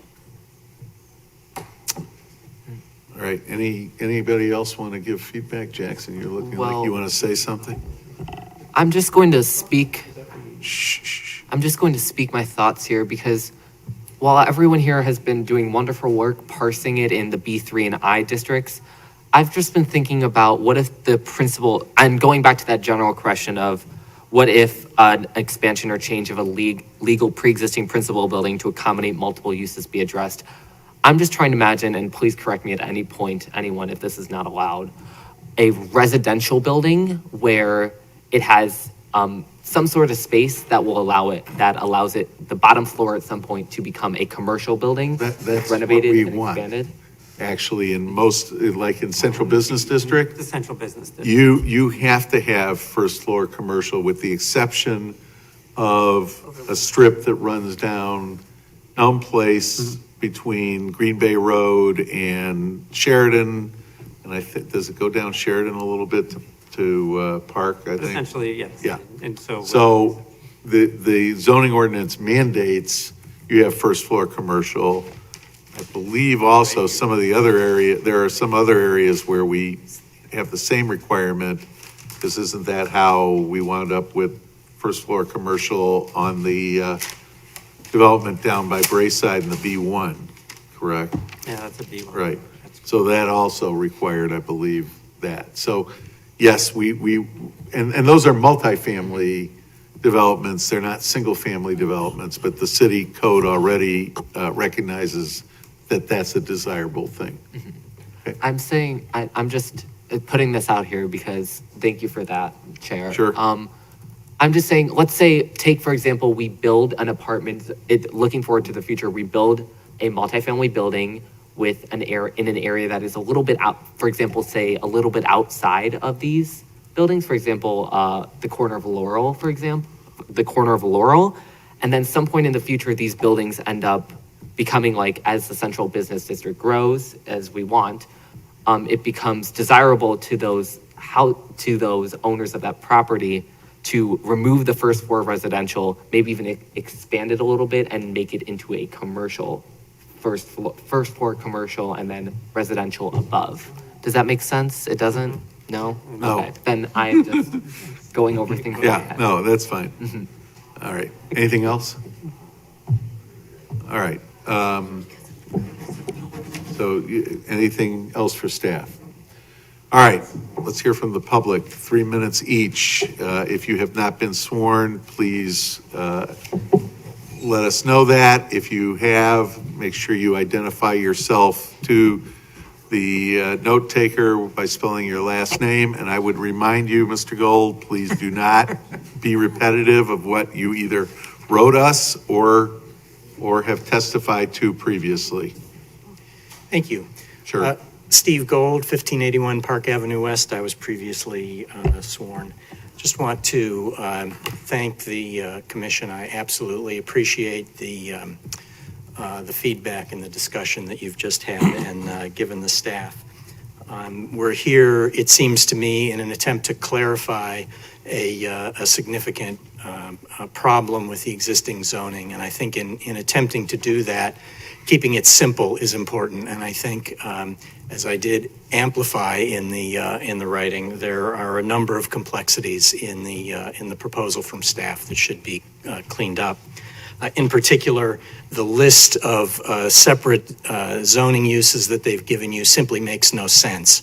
There are more intense uses in other zoning areas and less intense uses included in those. And so I absolutely endorse the idea of keeping it simple. I would also pick up on the chairman's comment that having a PUD doesn't solve the real problems that the community has here. Solving those problems requires taking up the zoning and taking up the master plan. Those are not before us today. What we have is this opportunity to enhance the PUD provisions, and we should do that in order to obtain citizen input and transparency, and ultimately, since PUDs go to the city council, in order to obtain political accountability for the decisions that get made. Thank you. Thank you, Steve. Mr. Laxner? Same admonition. I'll be brief. Thank you. I appreciate that. Appreciate the discussion tonight and what the decisions you reached at. So instead of going into the whole thing, I'm just going to read a couple things. Identify yourself. for Michael Laxner, 1967 Cavell Avenue. LAX-NER. Just want to reiterate that the PUD requirements are the only zoning tool that effectively takes into account the traffic Can you and hang on a environmental second, Mike? impact. Don't stop the timer. That's okay. No, that's fine. I just don't want him to get distracted. Go on. Okay. Sorry. I'm going to start over. Start over.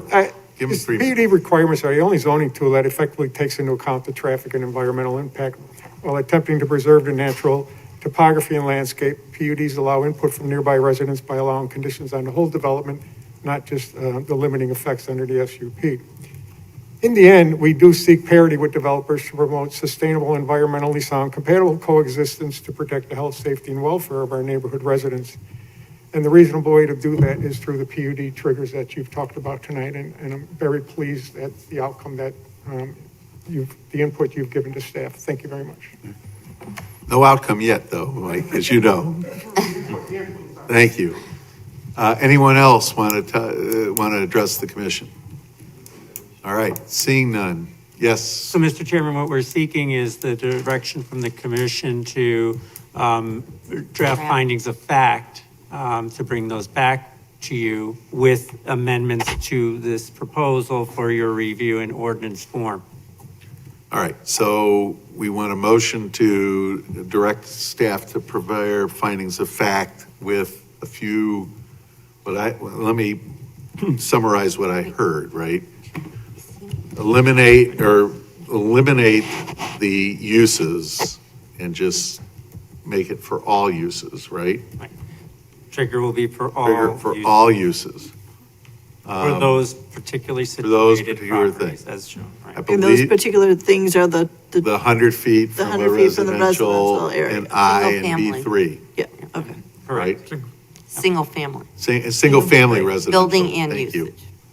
Right, Single-family use. use, not building, just use.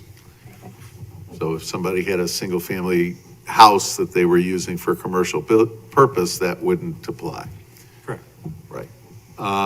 But if it became used Right. as a house, then it would. I heard we're okay with the 1,000 square foot addition, Okay. right? I don't think anybody really objected to that. I believe that, put up the things you were looking for input on, just so I can refer to it, right? All right, and I think we're okay with all new developments with multiple principal uses being able to do that. So I think that's what you were, that you were seeking, right? Those are the only items we've given you direction on each of those, correct? And the clarity with regard to the tenant changes and use introduction into existing buildings, legal buildings. I think what I heard was, as long as they meet all of the requirements of the zoning ordinance, that would not trigger a PUD. As long as, as again, if they're not adding on more than 1,000 square feet, correct? Over 25,000. In the B3 and I. In the B3 and I. Talking more generally in terms of what I just said Right. about Okay. Okay. Now, in terms of expansions to those situations where you have an existing building and the introduction of a new tenant and they expand, should staff come back with a proposed trigger for PUD in those situations? I think for expansion, a good idea would be just a number for a square foot again, based Okay. on, to apply on all We can come properties. back with. We're I gonna, think we're back to 1,000, right? yeah. Yeah, Okay. That's what I was gathering. Okay. Yep, that's what I. Do we all agree on that? yeah, and it establishes Seeing uniformity. nodding heads, maybe? Yeah. Nodding heads. So you're meaning physical expansion as opposed Correct. to expansion of uses? Use, yes, Okay. correct, correct. Okay, Are there, yes, Commissioner Arnold? I mean, we saw image of a smallish building, Somebody's happy. 1,000 square foot addition to that building would be pretty tremendous, right? So, I So mean, which building? there was, we did a Google map and there was a, Small one. Oh, you're talking about the. In the case of a small building, she said. Yeah, right, I mean, instead of saying 1,000 square feet, wouldn't you rather say a percentage. percentage of existing Good building? point. No. Really. Okay, so what's the Okay, let staff percentage? think about that, and we'll provide a recommendation for your. And maybe somebody else has this, or. And we'll take a you look, know, yep. Sure, Corporation Council can give some advice on other communities if they Legally, have yeah. triggers like that. Yeah, sure. All right, so, I think we- so I need a motion to direct staff to prepare findings of fact on this matter. So moved. Moved by Commissioner Heck, seconded by? Seconded by? Second. Seconded by Commissioner Kirch. The greater. Had to wake him up. All right. Commissioner Roll- Arnold. Roll call. I'm here. Aye or nay? Aye or nay or abstain? Aye, nay, or abstain? Okay, I believe it was aye. It's an But Commissioner Brockman, And I, Commissioner Kirch, Aye. Commissioner Heck, Aye. Vice Chair Moore, Aye. and Chairman Hainsford. With thanks to the community for coming out and listening to all this and their input, I vote aye. Okay, Great. And I also recommend that the item be the public. we need to continue this public hearing to November 7th. November what? Tuesday, November 7th. Tuesday, November 7th. I need a motion for that. Do I have a motion to continue this? Move to continue this matter to November 7th. Second. Moved by Commissioner Heck, seconded by Vice Chair Moore. That's a voice vote, right? All in favor signify by saying aye. Aye. Aye. This Opposed? is actual, there'll be no Yeah. notice for that meeting. It'll Right. be here at 7 PM, City Hall. Okay. Folks, there's still a meeting going on, so if you could go outside and have your discussion, I'd appreciate it. Thank you. All right, so that's where you can be. 2 cents. You will be. First of all, I gave everybody an opportunity to address us during this hearing, but then we will have business from the public in a second, if you hold on. Okay. Next item is public hearing. Oh, I'm on the wrong page. Public hearing 2023-ZTA-008 for a zoning code text amendment to modify special exception and off-street parking relief requirements for payment or fees in lieu and related regulations in other sections of the zoning code, chapter 150 of the city code as appropriate. So I have to read our statement. Welcome to the regularly scheduled meeting of the Highland Park Plan and Design Commission. My name is Walter Hainsfurther. A quorum of the Plan and Design Commission being present. The members of the Plan and Design Commission will now introduce themselves for the record from my right. Supposed to be solo cup. Denise Arnold? Marissa Bruckman. Adam Hecht. Karen Moore. Steve Kirch. The Plan and Design Commission is charged with hearing applications for rezonings, plan developments, and subdivisions under the zoning ordinance and subdivision regulations of the city of Highland Park. In all matters, we recommend to the city council based on the testimony presented to us in the hearing. We are required to decide cases within 45 days after receipt of the transcript. All testimony is under oath.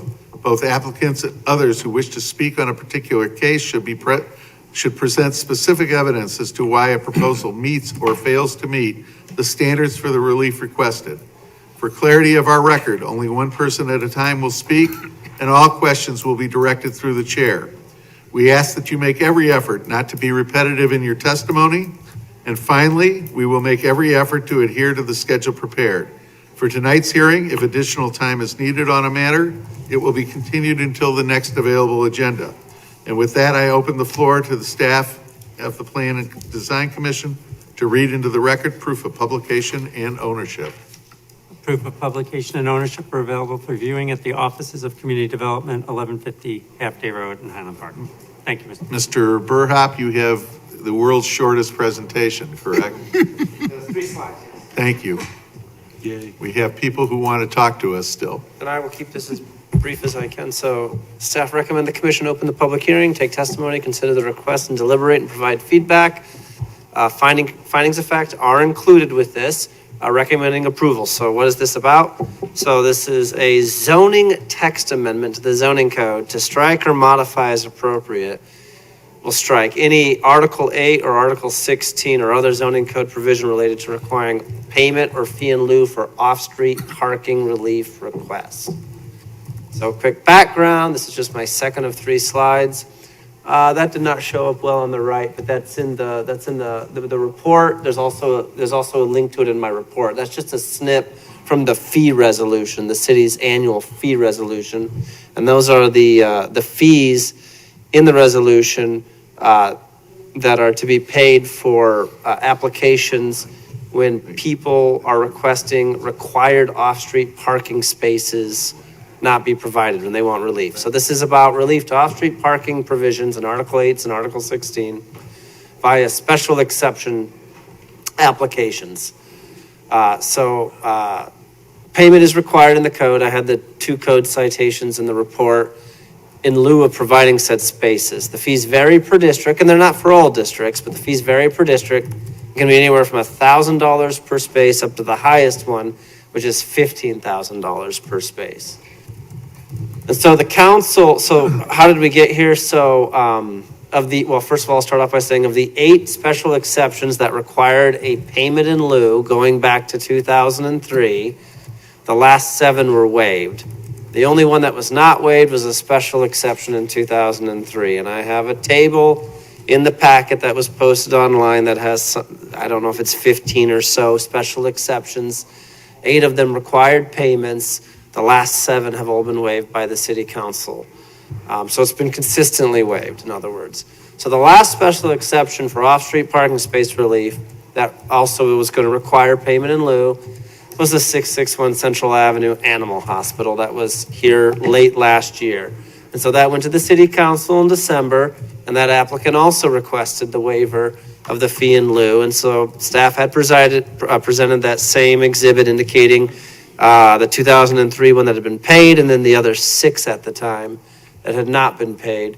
And so the council waived it, and then at that meeting, it came up from the council that this should be looked at and considered for striking, since it had been consistently waived. That's my presentation. And our taxes aren't going up because we're getting rid of this, right? No. No, they're going up anyway. They're going up anyway, right? All right, questions for staff? No. So this is before you because it's on our work program for this year per Right. council direction in December of last year. All right, Policy point of view, I have a question then. sure. Is the reason you believe, besides the groups that are not-for-profits or religious entities that have applied for this waiver, is the reason you believe it's been waived every time because it is a very hefty fee? Or is it because why even have this on the book as a requirement if there's no penalty for people who don't comply? So my question is, does it make more sense, especially at a time when we are hoping to have additional building and we're taking away parking spaces in downtown areas? Does it make sense to perhaps reduce or take a look at that as a commission in terms of advising council?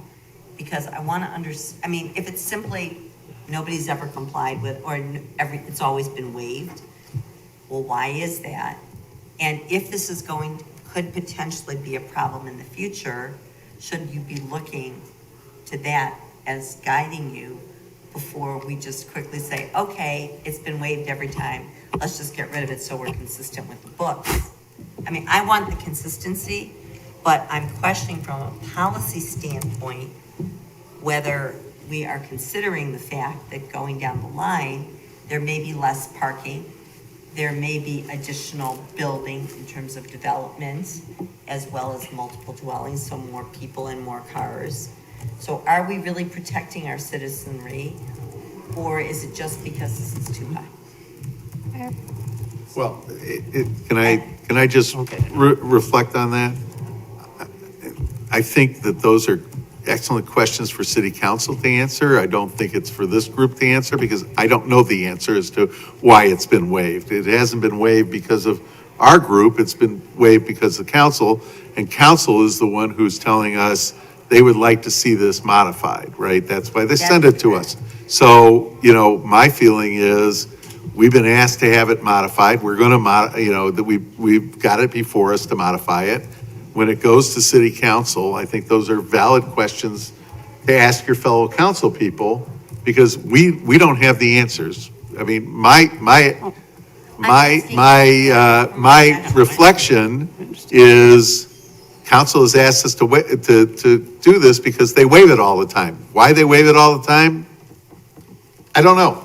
With all due respect, I wasn't actually asking that question of you. Right. I You were was asking it of staff. And then I wanted the commissioners, because we look at this in a bigger way. Okay. If they had any sentiments that they would like to share with council. Do you Can I- have an answer to that, Joel? Do you know why they've waived it? I'm sorry, can I? Sure. Can I add on to that? Sure. Before we hammer Joe with it? Sure. Not hammering Joel, but.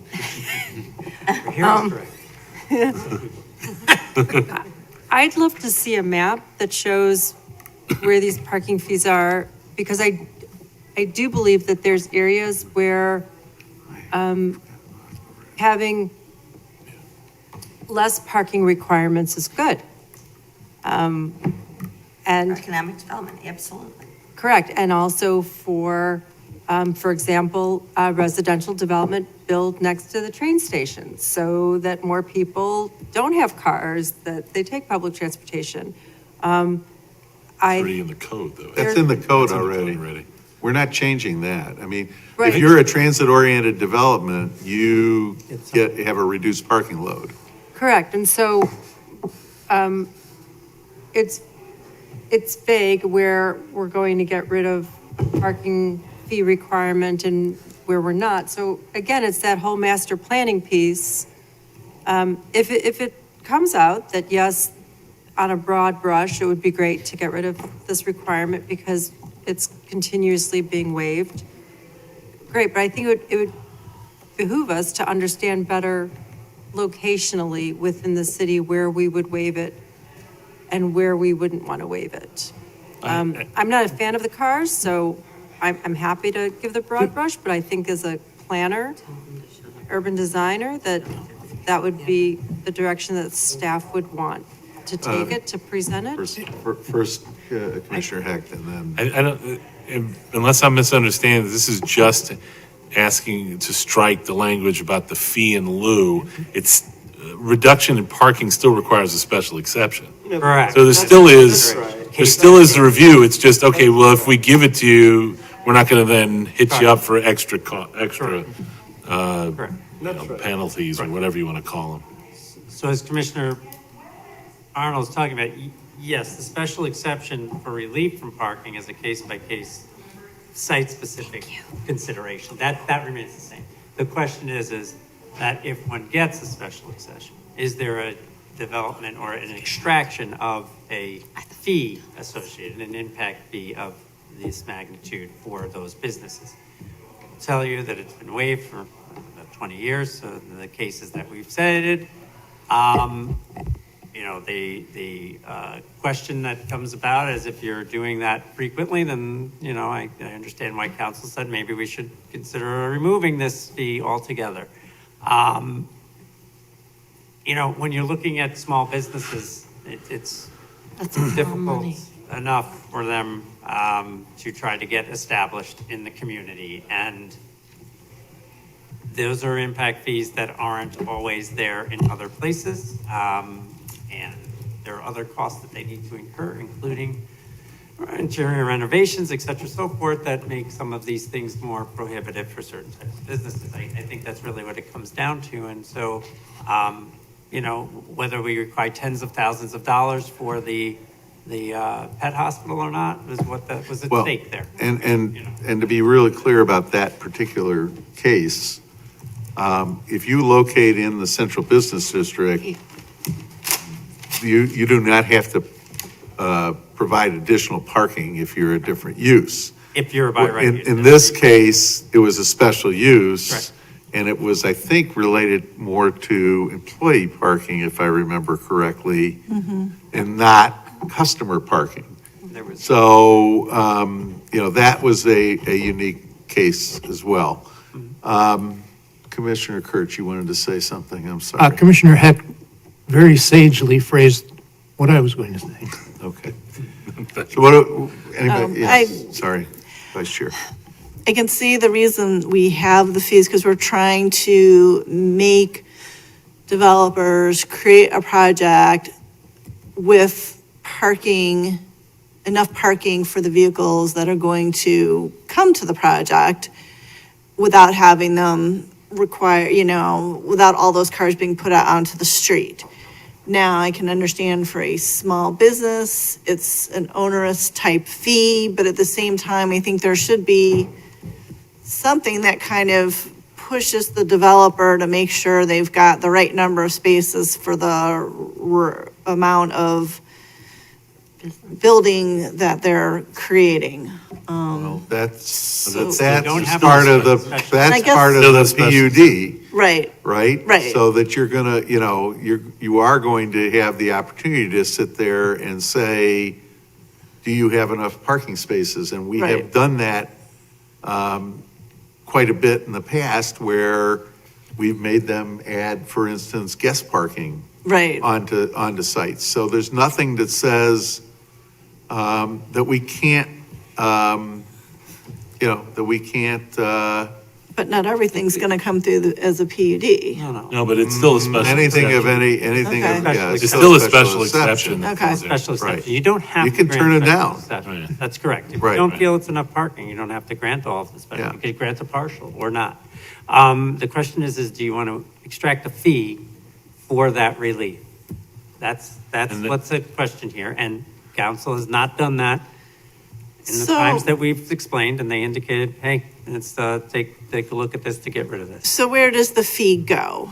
If It would we, go into a fund. I mean, I don't know, we haven't collected in 20. Well, no, I- It would go into a fund. It financially, it goes, would go it goes a fund into that the would be used. Plan and Design Commission salary end fund, of the year, So- end so of it the would End of go the year into- party. It would go into an enterprise. which is why we've never had one. Dedicated, you know, it would go into a fund earmarked, I should say, for parking-related costs, Yeah. public In the parking area. provisions. Buying So- a parking lot or improving So a parking lot. Right. the reason I asked that question is because we offer something similar for the housing, and if somebody has to Yep. purchase out a portion, like we, you know, Correct. I have 0.3 unit, well, I can't make a 0.3 unit, so I'm gonna pay into and that money goes specifically to the housing Right. fund to provide housing.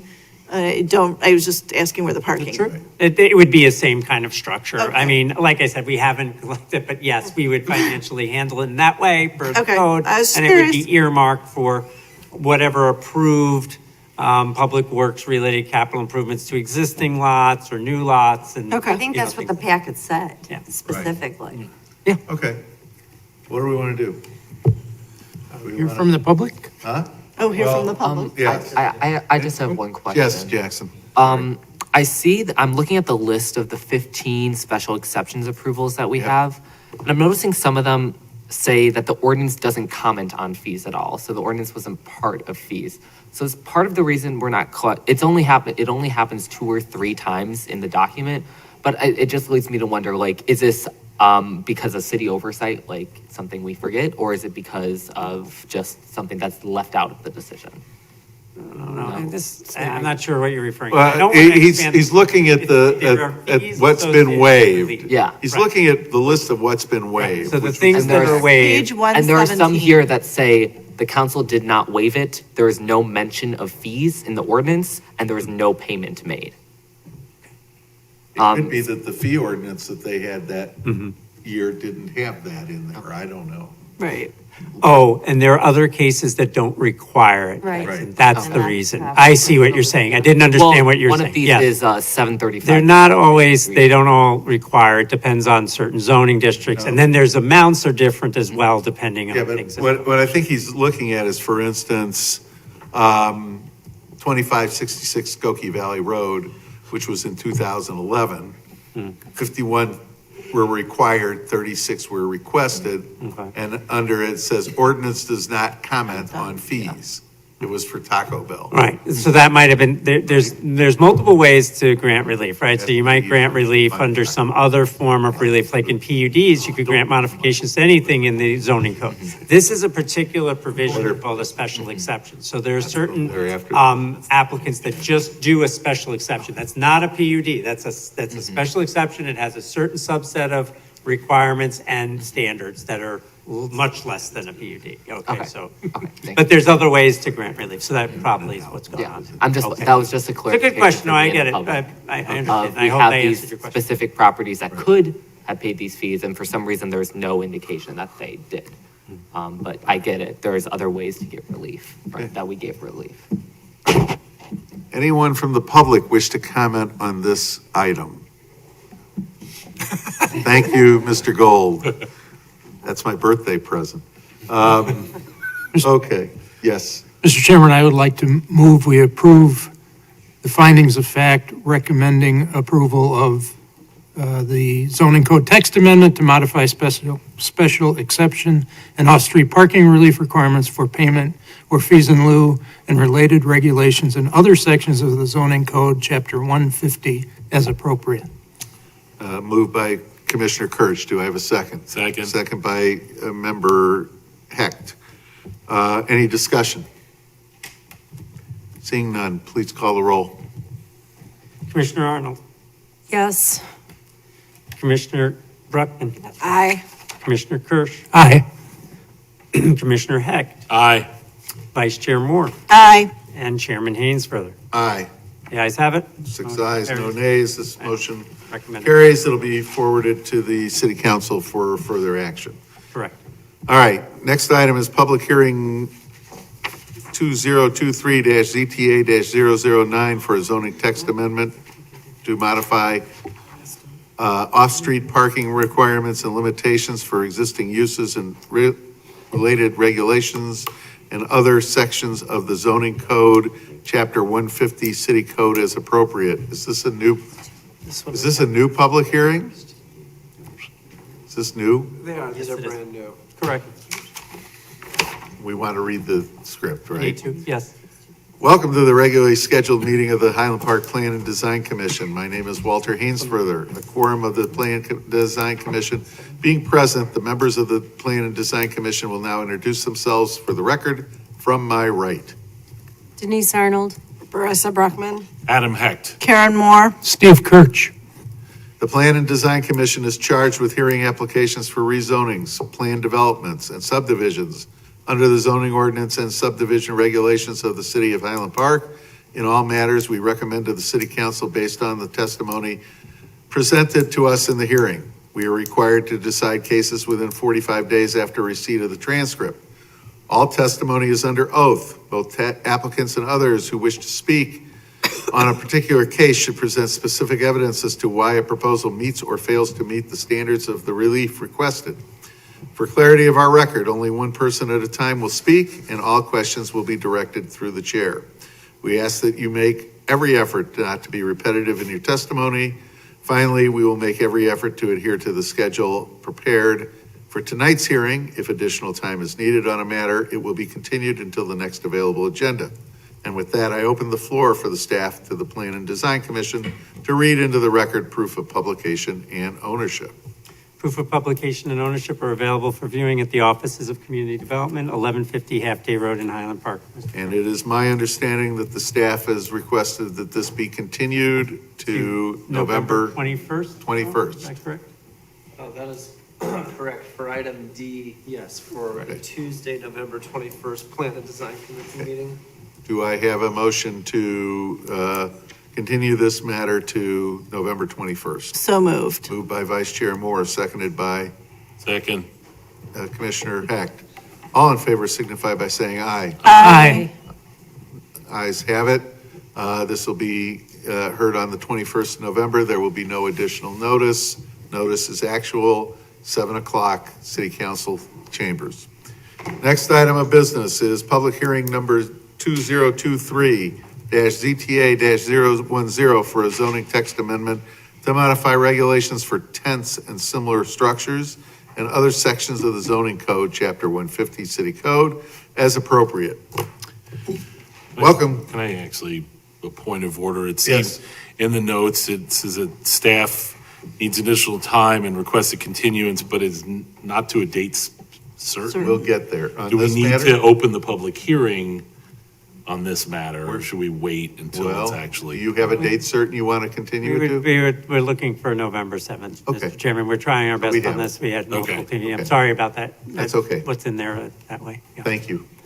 You just trying to save me from. That's a good question. No, yeah, sorry, looking I at don't it know. for you. That was Thank just you. a typo. Sorry about that. Welcome to the regularly scheduled meeting of the Highland Park Plan and Design Commission. My name is Walter Hainsfurther. The quorum of the Plan and Design Commission being present, the members of the Plan and Design Commission will now introduce themselves for the record from my right. Denise Arnold. Marissa Bruckman. Adam Hecht. Karen Moore? Steve Kirch. The Plan and Design Commission is charged with hearing applications for rezonings, planned developments, and subdivisions under the zoning ordinance and subdivision regulations of the City of Highland Park. In all matters, we recommend to the City Council based upon the testimony presented to us in the hearing. We are required to decide cases within 45 days after the receipt of transcript. All testimony is under oath. Both applicants and others who wish to speak on a particular case should present specific evidence as to why a proposal meets or fails to meet the standards for the relief requested. For clarity of our record, only one person will speak at a time, and all questions will be directed through the chair. We ask that you make every effort not to be repetitive in your testimony. Finally, we will make every effort to adhere to the schedule prepared. For tonight's hearing, if additional time is needed on a matter, it will be continued until the next available agenda. With that, I open the floor to the staff, for the staff to the Plan and Design Commission to read into the record proof of publication and ownership. Proof of publication and ownership are available for viewing at the offices of Community Development, 1150 Highland, 1150 Half Day Road in Highland Park. Thank you. It's late. My apologies. Do I have a motion to continue this matter until November 7th? So moved. Moved by Vice Chair Moore, seconded by Second. Commissioner Hecht. All in favor signify by saying aye. Aye. Ayes have it. Other business, any administrative design review updates? Two, Chair. Two. Oh my gosh. So, What do we got? 3282 Skokie Valley Road is a ComEd facility. They were administratively approved to do new fence, poles, and emergency-related lighting. And then 1350 Park Avenue is a car dealership. They were administratively approved to do new fence enclosure related to their trash enclosure. Okay, thank you. Our next regular meeting is November 7th, 2023. Any preview besides what we've already continued tonight? According to my list right now, so we continued the PUD applicability and trigger text amendment, and then let's see here. And we continued the tents. We're gonna have the tent one was continued, and then there should be a design review with fence variation for the the townhome development on the corner of Bloom and Waukegan. And then I'd have to check other items. All right, That's what I have on my that's- list that's right enough. now, so. All right, any case briefings? Mr. Chairman, the 370 Beach Street was directed by council for findings for their meeting that will occur on the 23rd.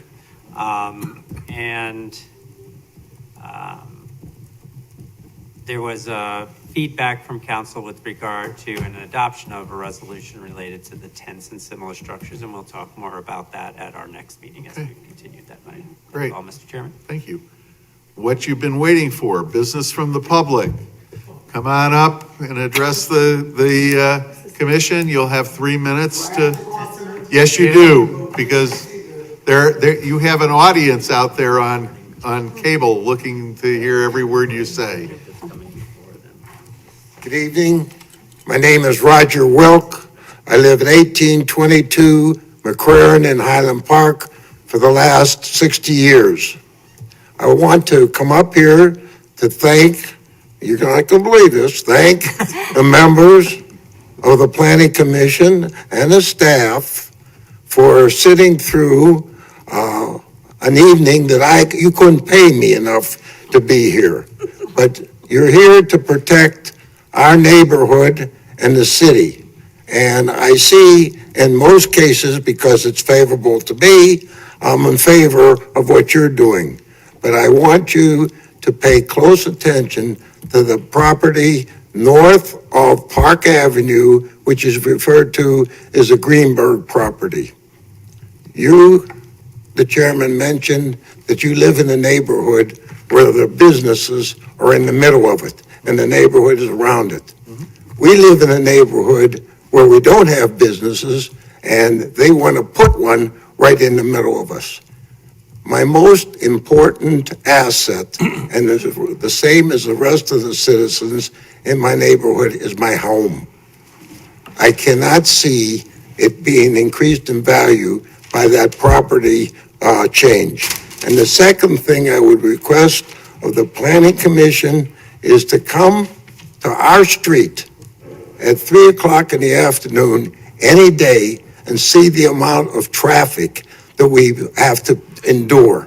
It is a safety issue. We have children getting off of buses. It is impossible to drive down that street. And for the sake of the safety of the children in my neighborhood, as well as the citizens of Highland Park, let's review what's going on down there. Thank you very much. Thank you, Mr. Welk. I appreciate you staying. And as you heard tonight, if there is something that happens on that property over than what's already been approved, you'll get notice and you'll have the opportunity to comment on I it. still got a minute and Is 14 be adopted, seconds. yes. Here's the last thing I want to say. Yes, sir. I want to be able, the rest of us also, to hear what you say. The beginning of the meeting, we couldn't hear anything. As the evening got later and you all went forward on your desk, so you got somewhere in the vicinity of a microphone, then you became Audible. hearing. So please, if Yeah. you have something important to say it. You may be the only person in the world who can't hear me when I'm talking, even when I'm this far away from the mic, Mr. Wilk. Thank you for your input. Anybody else want to address the commission? Just All right, one thing, Mr. yes. Chairman, I do want to say for Vic, and I know he's Yeah. downstairs because he'd probably run up and be very happy to hear this. Yes, but he would. You really do need to speak into the mics. We all do. He tells me that. Please remind you routinely. So thank you for that. All right. Thank you all. Do I have a motion to adjourn? So moved. Do I have a second? Second. Second. Moved by Commissioner Heck, second by Vice Chair Moore. All in favor, signify by saying aye. Aye. Aye. Motion carries. We're adjourned. I can go home to my wife before she goes.